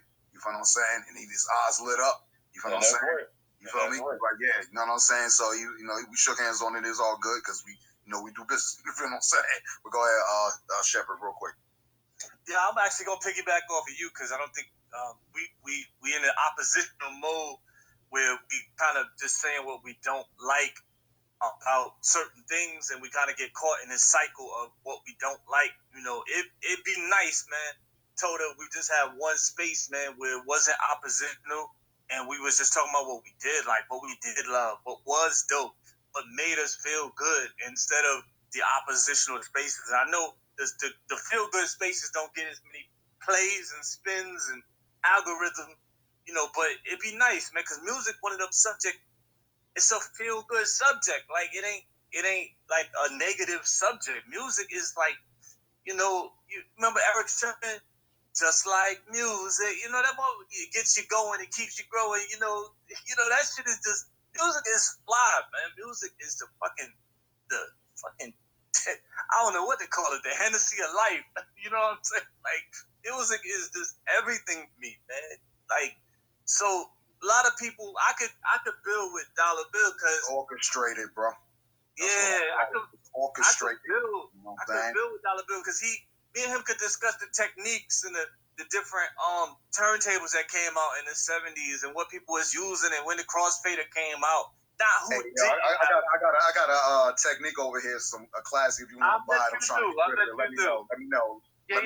But the point I'm saying is like we could build off of like the music aspects of music itself, not the oppositional aspects of what people are trying to take away from us. We built so much, man. Our kingdom is so big that we can have a whole space just on music like that. Didn't even mention Spanish, white, nobody. Like just us. Like shit that just wakes us up in the morning. Like that type of shit. So I'm on some positive shit a lot. Love to have a space like that in the future. As far as hip hop is a strange animal to be debating. If you in hip hop community like I am, you know that this is a conversation that comes up every 3 or 4 years in old school versus new school versus West versus East. Now it's just FBA is the trending topic on social media right now. So it's just the same conversation with an FBA twist. But you go on YouTube, everybody who took a video about where hip hop came from, the videos is 3 years old, 6 years old, 5 years old. It won't no videos that was just recent, that was explained and that hadn't already been explained in hip hop, especially as far as the fight up in the Bronx with Disco Mario and Herc and all of that. You know what I mean? This is old, man. Real old, actually. I've been in hip hop my entire life. Like, even the Atlanta versus New York shit was corny after a while. Like, we're gonna have to move on because this shit can't be our focus, like, for too much longer. Like, it's so much beautiful shit going on in music. And then there's the aspect of music, if we really want to get down to it, they just shot up what's his name? Doug the Jeweler in Texas over $1 million worth of jewelry he had on his neck at a Lil Boozy concert. They just shot another rapper. We could talk about what's going on in music that's negative that we control, that's just FBA related, where we fucking up. instead of just pointing at Spanish or pointing at fucking Jamaicans, we got some shit with us. They just killed this jeweler, one of the few black jewelers that's even got his foot in the door. It's all fucking Arabs and Johnny Chang, Spanish Asians got the diamond market locked up, and we just killed a black FBA jeweler, and it's black people who killed him, over nothing. So we got a lot of shit going on. I just did a whole series on Quando Rondo, about 10,000 views. And his man getting shot, and Quando trying to get out the game. So it's a lot of fucking things we could be talking about that ain't oppositional, just pointing a finger away from us. And I think that's why I vibe with Dollar Bill, because he's saying what I'm saying. Like, we gotta take responsibility for what we ain't fucking doing. He's saying he's trying to bring his family to the studio, ain't trying to go and eat and find out how to get independently. He's saying I'm with music departments in public schools, and motherfuckers don't want to play instruments no more. In public schools, or learn the craft of how the math goes with the music. So I'm gonna land right here, man. This is a one-dimensional conversation that we can go in circles with for days and days and days. The shit just gonna get boring and old, man. So, with that being said, peace and love, you. Just so you know, Shepard, now we did do a space a while ago, and we actually had a space talking about the amount of rappers that has been killed since 1990. So just to let you know, maybe about a couple months ago, we actually had a space, and I forgot if it was 40 something or 50 since 1990. We actually highlighted all of the rappers that's actually been killed since 1990. Going back to Scott LaRock, when what's his name? Your boy KRS-One man. We talked about that as well too. So we're not here just pointing the finger at everybody else and saying that. But the discussion tonight was about the discussion was about the BET Hip Hop Awards. And in that discussion, I wanted to also add that BET is also basically a front company because it is not black entertainment. I also use BET and Fat Joe because BET is using Fat Joe as a marketing employee because they see in the past couple weeks, and I know you've seen too from YouTube, to Facebook, to Twitter, Fat Joe has been trending like a mug. Fat Joe has been the stuff that he's talking about, Latinos creating this and that. Yeah, you and DJ, y'all can hold a space and you can talk about the origins of music. You can talk about the congo, the drums. You can talk about the tambourines. You can talk about drinking eucalyptus tea and all the other stuff. That's peachy keen. That's great. That's fine. That's nice. I don't have an issue with that. But what we're saying that we got somebody sitting up here that's supposed to be a hip hop legend, who's supposed to be an actual student of the game, who's actually supposed to be from the birthplace of hip hop, sitting up here talking about that it was his people that were equal contributors to music. Now you, a man from New York, you know this is a lie. So we didn't create this conversation, this topic. Fat Joe created it. Fat Joe wanted to bring himself some more attention. He decided to come up with this for whatever reason. It was fine, but he had to go ahead and say that. Now, one issue I have is that anytime Black Americans create something, everybody else has to have their hand out and say that they were equal contributors of it. And whenever other groups, ethnic groups create something, Black Americans are not sitting up there trying to steal credit and say, hey, we created this. Even though in a lot of cases they did influence the cultures and whatnot. They influence a lot of culture and the music in the Caribbean, but they're not sitting up there constantly. You don't hear Stevie Wonder say, you know what, Bob Marley, I influenced him. You don't hear them saying that. You don't hear Motown. You don't hear Barry Gordy say, the people over there in Great Britain, when they had the British explosion, the Beatles and the Monkees and the Rolling Stone, we influenced them.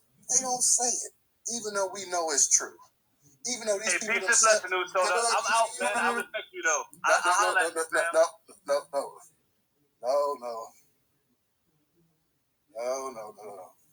Don't cut me off there, bro. Don't cut me off there. Like, I did not cut you off. I'm just simply saying, and I'm saying the truth. These people have not gone, and they have not said that. They have not went ahead and taken credit for influencing different genres of music when they easily could. But whenever a Black American creates something, they have to share credit and give credit to everybody. So I understand that you wanted to leave because I was making a valid point there. But that's just the facts of the facts. whenever we create something, we have to share everything with everybody else, because I guess we only have a few brain cells in our head. We couldn't possibly come up with it on our own. So this was not a bash Fat Joe. This was not bash Latinos. This was simply saying that Fat Joe's full of it, and that the BET Wars is going to use this man to draw in more viewers, because they wanted more ratings, because they see him trending, and they know this is a hot button topic issue. It's been on all kind of news sources, magazines, hip hop websites, stations, and everything else. It's been trending, and BET did a smart move. They say, let us go ahead and find a way to capitalize on this. Let us go ahead and put Fat Joe on him, because we know everybody's talking about Fat Joe. Simple as that. Who we got next? We got America. But Miss Giselle, you haven't been in the spot tonight, so let me let you go ahead and come up in the spot. And let me also give a shout out to Cassandra. Thank you, Cassandra, for your contribution on Cash App. So, Miss Giselle, go ahead, please, and unmute your mic. Hey, family. Happy, Sunday night, 9/11. So many jewels is coming out today. And so many things. We saw a lot going on in these tether spaces. Hey, family, what's up, super sister, and Dollar Bill. But what I wanted to jump up here and just highlight was this brother that just spoke was absolutely incorrect when it comes to the lies about our kids in our schools not wanting to play music. They absolutely want to play music. However, those programs were strategically extracted from our schools. We have to fight for those programs now, and they limit the time that the kids get with the classes and the resources to even play the instruments, as our people pay high amounts in taxes in these areas.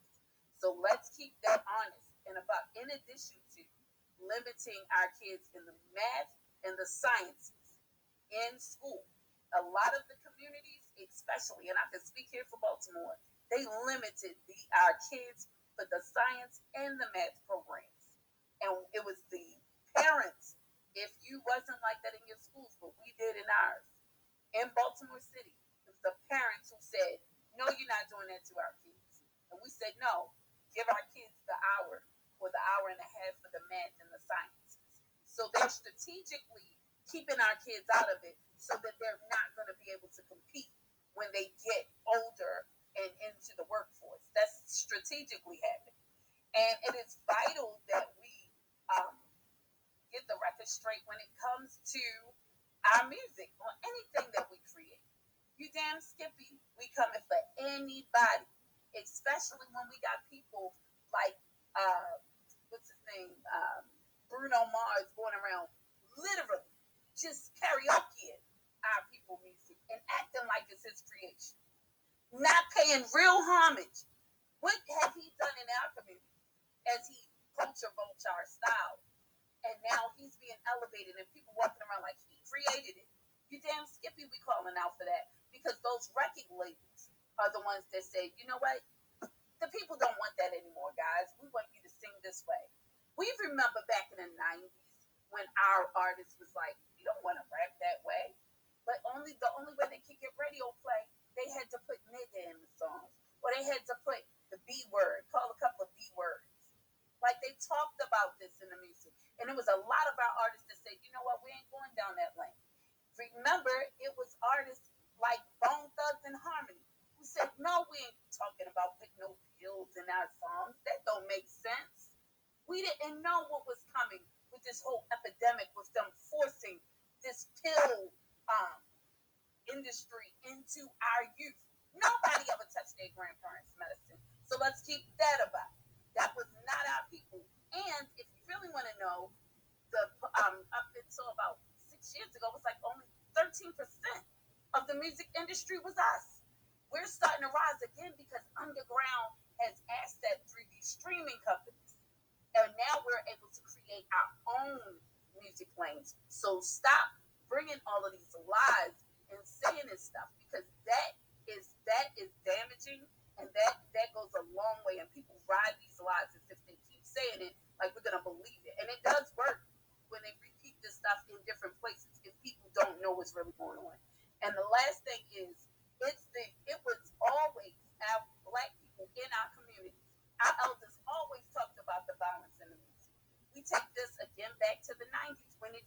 transition because it was their early 2000s through now where they started pushing more of the others to do our entertainment. But if you go back to the 90s, our people was like, we ain't for that. We got to 13%, and it was grassroots programs and people in our communities fighting against the violence, talking about take this toxic music out. We didn't have our kids listening to it. These radio stations flooded that music into our neighborhood. Certain words wasn't even allowed to be said at a point. Then they just said, now let's allow it here. As they took our music and gave it to white groups, and they play it on Kids Box. This is the other stuff. So they got our kids listening to that. So we are thinking our kids that's growing up on that, they're not even used to our sound with the real music. So we know the hand that was played. And it's not hard for us to walk and chew gum at the same time. So I just land by saying, keep fighting in every way. Don't let nobody tell you look in another direction. We're looking in all directions, including ourselves. We've always beat ourselves up. Now we're fighting everybody else too. And I land. Thank you, sister. And like I say, this room wasn't no negative room. It just simply stating it was just calling a couple people out on their BS. I mean, we can have a space where we talk just about music. I don't have a problem doing that. But this space was about about the BET Hip Hop Awards that's coming up October the 4th, and it's going to be a controversial award, and BET wanted it to be that way. BET went ahead and they marketed it that way. That's why they made Fat Joe the host, because they see that he's been trending with talk that a lot of people don't like. It's a reason Fat Joe's been on a block session, that he's been blocking any and everybody that opposed him on Twitter. So, exactly. I don't have... I don't have an issue. It's because of next year, the 50th anniversary. They started the year with Eminem, and we've been calling out the Eminem effect. We didn't know what that was. We didn't know why he was being elevated. Then we started noticing more people coming out acting like they scholars. You got a couple of people who have been in the industry who are not us. It's kind of like they look like us and hid behind. They sitting at the table with these. We lost you, sister. I know. I'm sorry about that. I had to call the teacher. But they sitting at the table with these scholar conversations, and now because they got all of that clout from all of those years, people are sitting and listening, and they're sitting here spreading lies, and the people who were there are calling it out. So we just got to keep putting the pressure, and we have to make our truth go viral, and we can do that by just pushing it every day. And I'll land on that. Yes, ma'am, and that's what we're going to do, too. So, I mean, if anybody has a problem with it, apologies. We don't mean to offend you, but, we're having a dialogue. We're having a conversation here. I feel it's respectful. And, the brother left. He said he didn't want to have the same repetitive conversation. I know a lot of times, I have respect for Shepard. I know a lot of people have issues with him. Me and him definitely don't agree on a whole lot of things, but at the same time, there's some things we do agree with. But I know sometimes when we start having these conversations about other groups, taking something from Black Americans, it's an issue with Shepard or whatever. So, no disrespect to the brother. I'm going to go ahead and, like I say, we all have eyes, we all have ears. We know what we've been listening to, what we've been seeing. So it's not something we just made up out of the blue. This individual said that nobody asked him for that. And nobody truthfully asked any of these individuals that's been running their mouth recently. Nobody asked Buster, Pete Rock, or any of these other people. Everybody felt that they had a platform, and no matter how wrong they were going to spew their own little opinions on their platform, taking digs at people and this and that have helped make them rich beyond their wildest dreams. But we as Black Americans, like I say, we almost told to a certain degree that we need to go ahead and shut our mouths and just take it and let everybody else go ahead and say and just give us all kind of insults and all kind of different things. But when you say something back, then you're wrong, you're a bully and this and that. Like I say, this is just a dialogue that we've been having. We're not going to have it much longer, so let me go ahead and get around to the speakers. We got, let's get to America. America, I know you came back. Hey, actually, Original had his hand up for a while. I don't even know if he in the room. You in the room, Original? But his nose, yeah, there you go. Yeah, you had his hand up for a minute, bro. No, man. Yeah. What I want to say is, who was that mentioned about the Black jeweler that was murdered in Texas? Because my issue is, do you know if it was a Black immigrant that killed the jeweler? See, everybody want to just say Black. And as what's the brother name? Black Alpha Network and a number of others, they're saying, no, we're not doing flat black anymore. You need to find out if the people who killed the jeweler, if they were immigrants or if they were FBA freedmen. And someone mentioned about Aretha Franklin FBI file was released. Well, one of the things that happened with Aretha Franklin, during the civil rights movement, when when Angela Davis was arrested, Aretha was going to bail Angela Davis out of jail. And so her record company started telling her that you can't do this, and Aretha said, look, I made this money. My people bought my music and make me rich, and I am going to help my people out. So I just wanted to say that because people sometimes they screw stuff up. Not the brother that said about Aretha Franklin, but people would take what happened with us and they would and try to put a spin on it. But she did that. And let me ask you this: has anybody talked to wise intelligence of poor righteous teachers?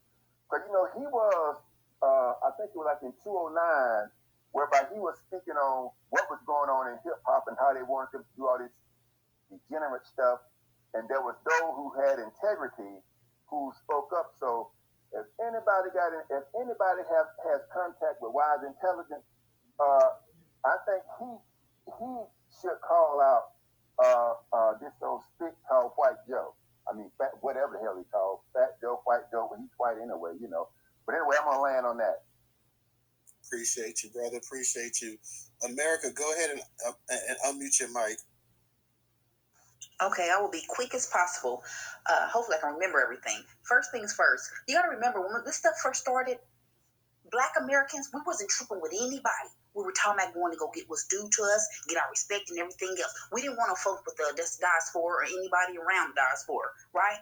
They started attacking us, saying, niggas, you ain't gonna get no check. You don't deserve this, talking bad. America was not built by this, talking ignorant to us. That's the very first thing.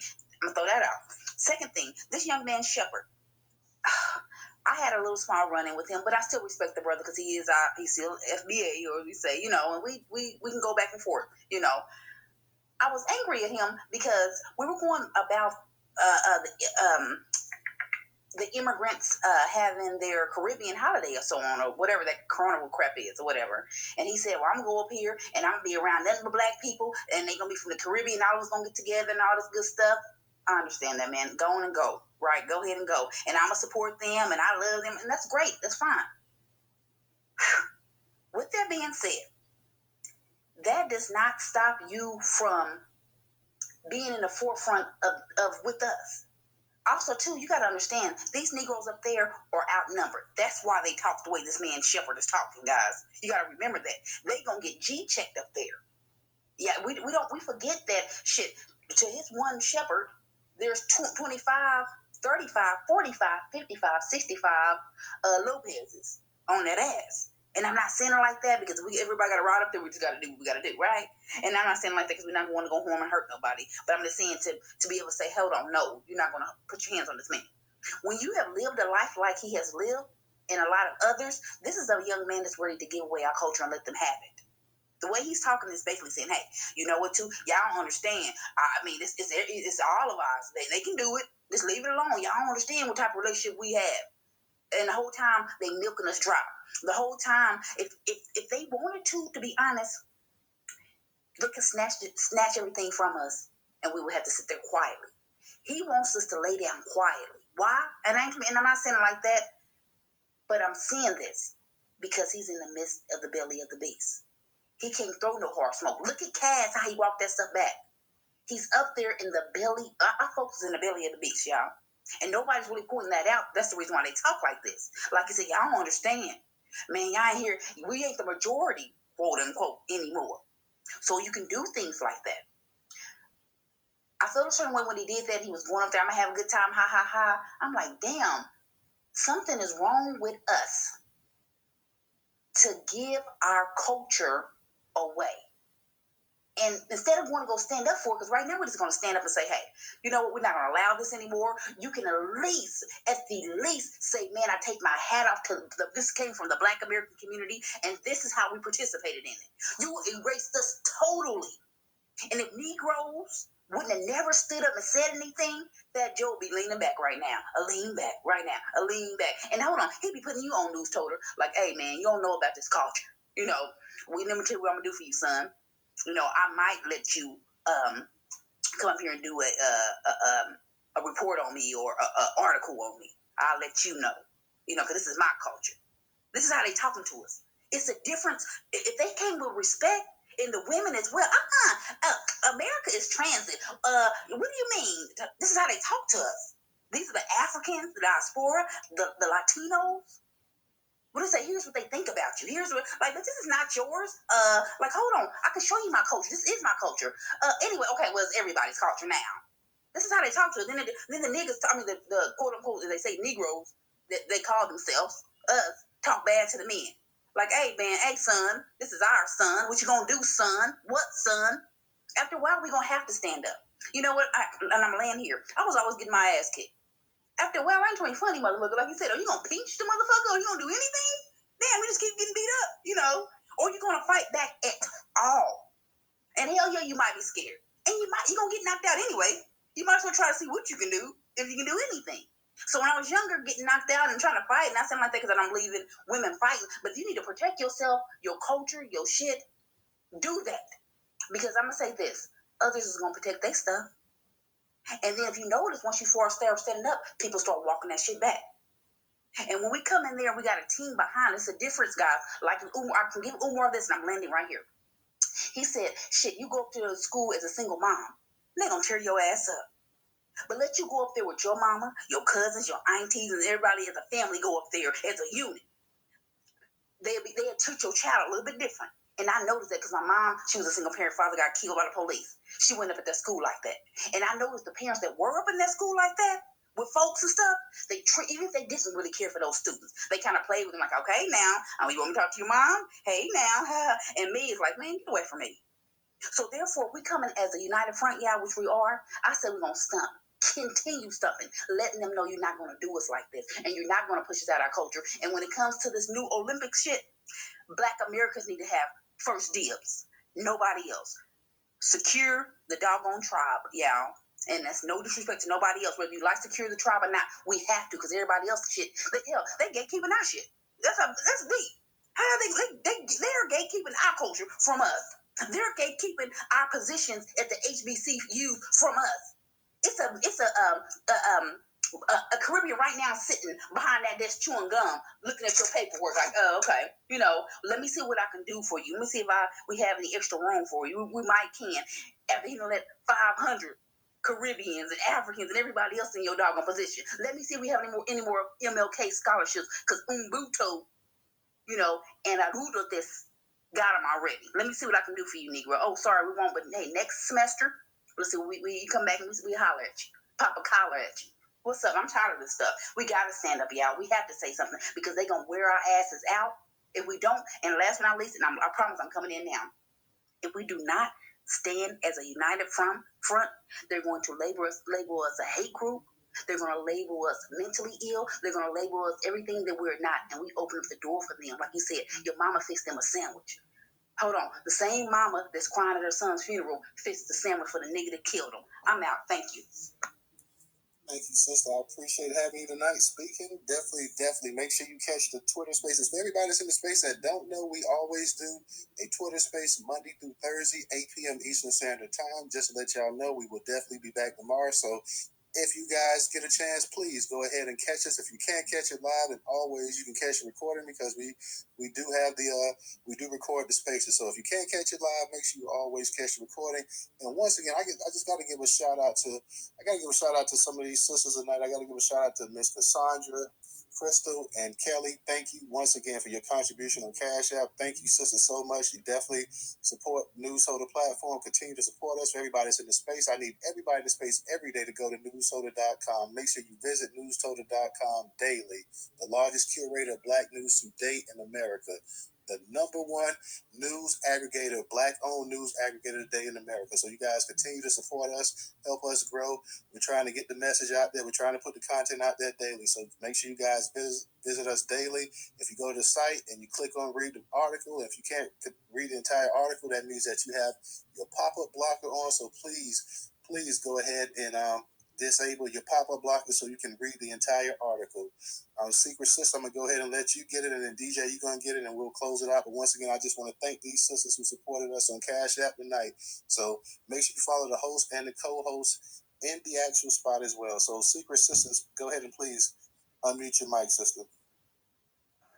I just wanted to, it was a lot being said, but I just wanted to say, we had somebody come up here, and I just want to invite people to go to DJ's Dollar Bill, where he has put together a social media site, and he has to approve you. So tethers don't get through. So my thing is that's where we should hold our most private conversations, because I think what we are doing lately, period, is we are answering too many questions about things that are moves that we're making, what something means. We are talking too much to these people, and they're doing nothing, but yet we cry about them undermining us. So for them to stop undermining us, we have to do what DJ has already started to do, and I'm part of it. And when DJ come up, he'll tell y'all where to go. I advise everybody, because on that site, you are not blooped, silenced, none of that. We can talk openly. You can say what you feel. You can mean what you say and say what you mean. You don't have to hold things. And I'm so tired of nigger with that hard ER, and I know y'all know what I'm talking about, being allowed to be said. But if I say KITE or JEW, then we got to get shut down. That's another thing we have to stop. We have to stop. Newstoter, brother, that Shepherd, you don't owe him no apology. That's how you felt. This is what's wrong with us. That's how you felt. You don't owe him no apology. And I support and back you all the way, because I am tired of being sorry to people, accepting apologies. This is now a time for us to put our boots on and pick up our hearts. And it's time for us to be warriors, really. And we got to gatekeep not just music, but it's going to be a lot of other things. So our best bet is to get our reparations and separate. I've been saying it over and over and over. Let's separate from them and do ourselves. And then that way, when they have their little BETs, we don't know. I haven't watched BET since he sold it to a white person. So, it's just stop watching them. When all of us as a mass stop falling into everything that they say or they want us to do or watch, guess what? They're going to fall. We are their purchasing power. And on that note, I want to say I love you all and good night. Thanks, Newstoter, for letting me up. Thank you, DJ. Please give that site so that we can all come over there and really talk like brothers and sisters can. And let me give a quick shout out. Thank you, sister, Secret Sister, for always coming and supporting the spaces. Let me give a shout out to Lucretia. Thank you, sister, for your contribution on Cash App as well. I went ahead and signed up my date. I signed up myself, so I'm just waiting to get approved as well, so I can go ahead and start dropping some content, some Black news on the on the site as well too. So Black majority in this. If you're still in the space, I'm just letting you know I went ahead and I signed up today as well too. So I want to go ahead and learn how to use it and go ahead and support it as much as I can, and go ahead and try to be one of your news sources if that's okay with you, brother. DJ, you got it. Hold on, you mean I was approved before you, Newstoter? I just did it. I just did it today though. Yeah, I just did it today, so I meant to do it. I had been so busy, I had meant to do it a couple days ago, but I just went ahead and did it today. So, a brother been ripping and running back and forth trying to do things. So I want to go ahead and learn it or whatever. And I'm working on some projects myself too. So it's just like it's not enough time. It's not enough hours in the day. God, like I'm trying to do so many different things and trying to get there. So I definitely want to go ahead and support the brother Black State and go ahead and try to drop some sources in there as much as possible. Add some content. I don't know anything about it, so when I get approved, I have to learn it like anything else. But I want to support the brother and try to do his thing. And like I said, I'm trying to do some stuff too. DJ's trying to do some stuff. So everybody's trying to do some stuff. So we've been really really busy and whatnot too. So, but DJ, you got it. Yes. With that being said, yes, Secret Sister Malika, that's brother's Black State Majority right here down to the left. That's his what do you call it? Nest egg, baby, child or whatever they used to call it. He's the brain behind the operation. I'm just technical support, but it's all. Okay, I got you. I got you, brother Black. I'm here though. It's all our stuff, though. You know what I'm saying? There ain't no one man above the group type thing or whatever the case be. And we trying to, and it's better than Twitter, yo. Only thing is, we missing certain little key features or whatever, but that'll come along as y'all come up. So now, with that being said, though, as I promote this site, I gotta promote my new song too. So go right here to the middle of the jumbotron. It say new music alert. So you could go there and click the link, and you can sign up like that, or you could just go, I believe, where is it at? Somewhere in the jumbotron, you know what I mean? It's somewhere in the jumbotron. Just get in the jumbotron. It says social. Follow Brother Black State right here too. Matter of fact, you up here, bro. If you want to speak just real quick, bro, because you know more about it than I do. Go ahead, bro. Okay, thank you, everybody. Thanks, Newstoter, for the space. I saw that you joined. Thank you so much. I truly appreciate it. Let's create a Newstoter community on social so that you can, moderate. DJ Sedge One has his music business community, and so essentially what it is social, the main feed, we're just trying to keep it positive. So that's what I've been posting under the social account, is just positive news stories about Black Americans, right? And then in these separate communities, that's where it can get whatever, like literally whatever. I think Secret Sister was talking about being able to speak her mind freely. We can create communities for that type of conversation. There is a Black American political community. There's a sports community. And simply all you got to do is just hit me with a DM. We can create an elders community. If anybody has an idea of a community that they want to run, I see Miss Giselle here. If she wants to do something for the music thing that she has going on, just hit me up. Let me know. We'll create the community. You become a moderator.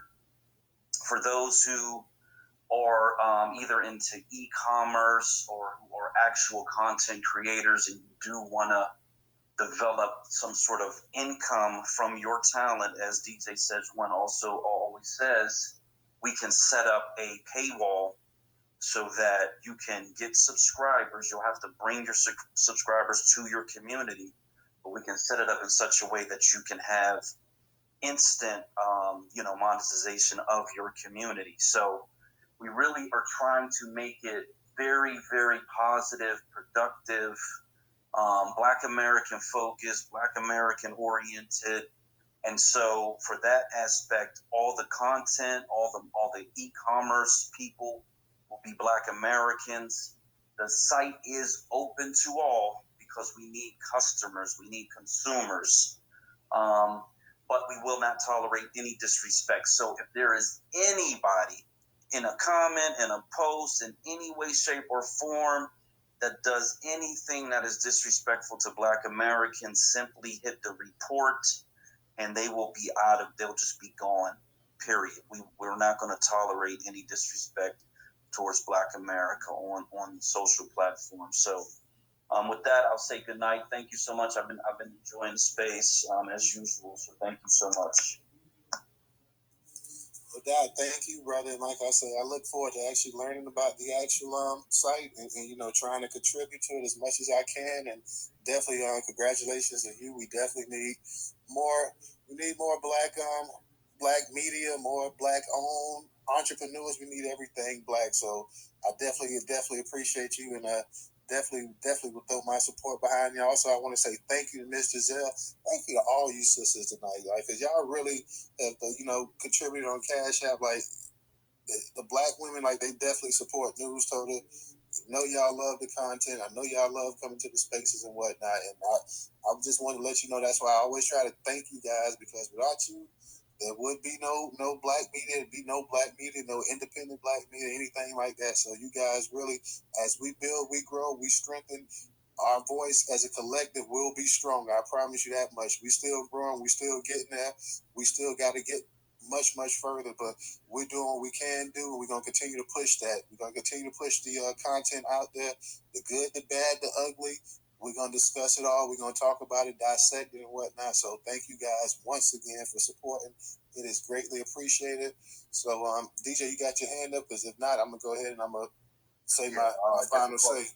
Yeah, just to close out real quick, just everybody getting a Jumbotron, the two tweets or whatever to the far left, the two tweets to the far left. And definitely check out my new record, yo, it's fire, real rap, you know what I mean? But both of those tweets will take you to the social, and follow Brother Black State right here, you know what I mean? We do our Black State of America every Saturday, 8:32. Be there, be square, you already know. Reparations out. Absolutely. Y'all come tomorrow. We're gonna be talking about some issues tomorrow. I got an idea, but sometimes things change. So I never know. Sometimes it just hits me, just comes in as we look at the news cycle, see what's up, and like, okay, well, this might make an interesting discussion tonight. So thank you to everybody who came out and supported us tonight, everybody who spoke, everybody who listened, everybody who tweeted out the space. Go ahead and make sure you tweet out the link tomorrow, so your actual the followers can get a chance to actually catch the actual space and whatnot.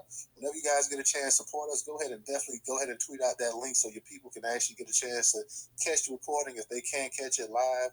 We definitely appreciate that. Thank you once again to all the sisters tonight who contributed on Cash App. That's $Newstoter. Thank you to everybody. Make sure y'all check out Black Majority State and his project that he has going on over there. We're going to go ahead and we're going to tweet it out. So we're going to try to get as many of our people over there as possible supporting as well.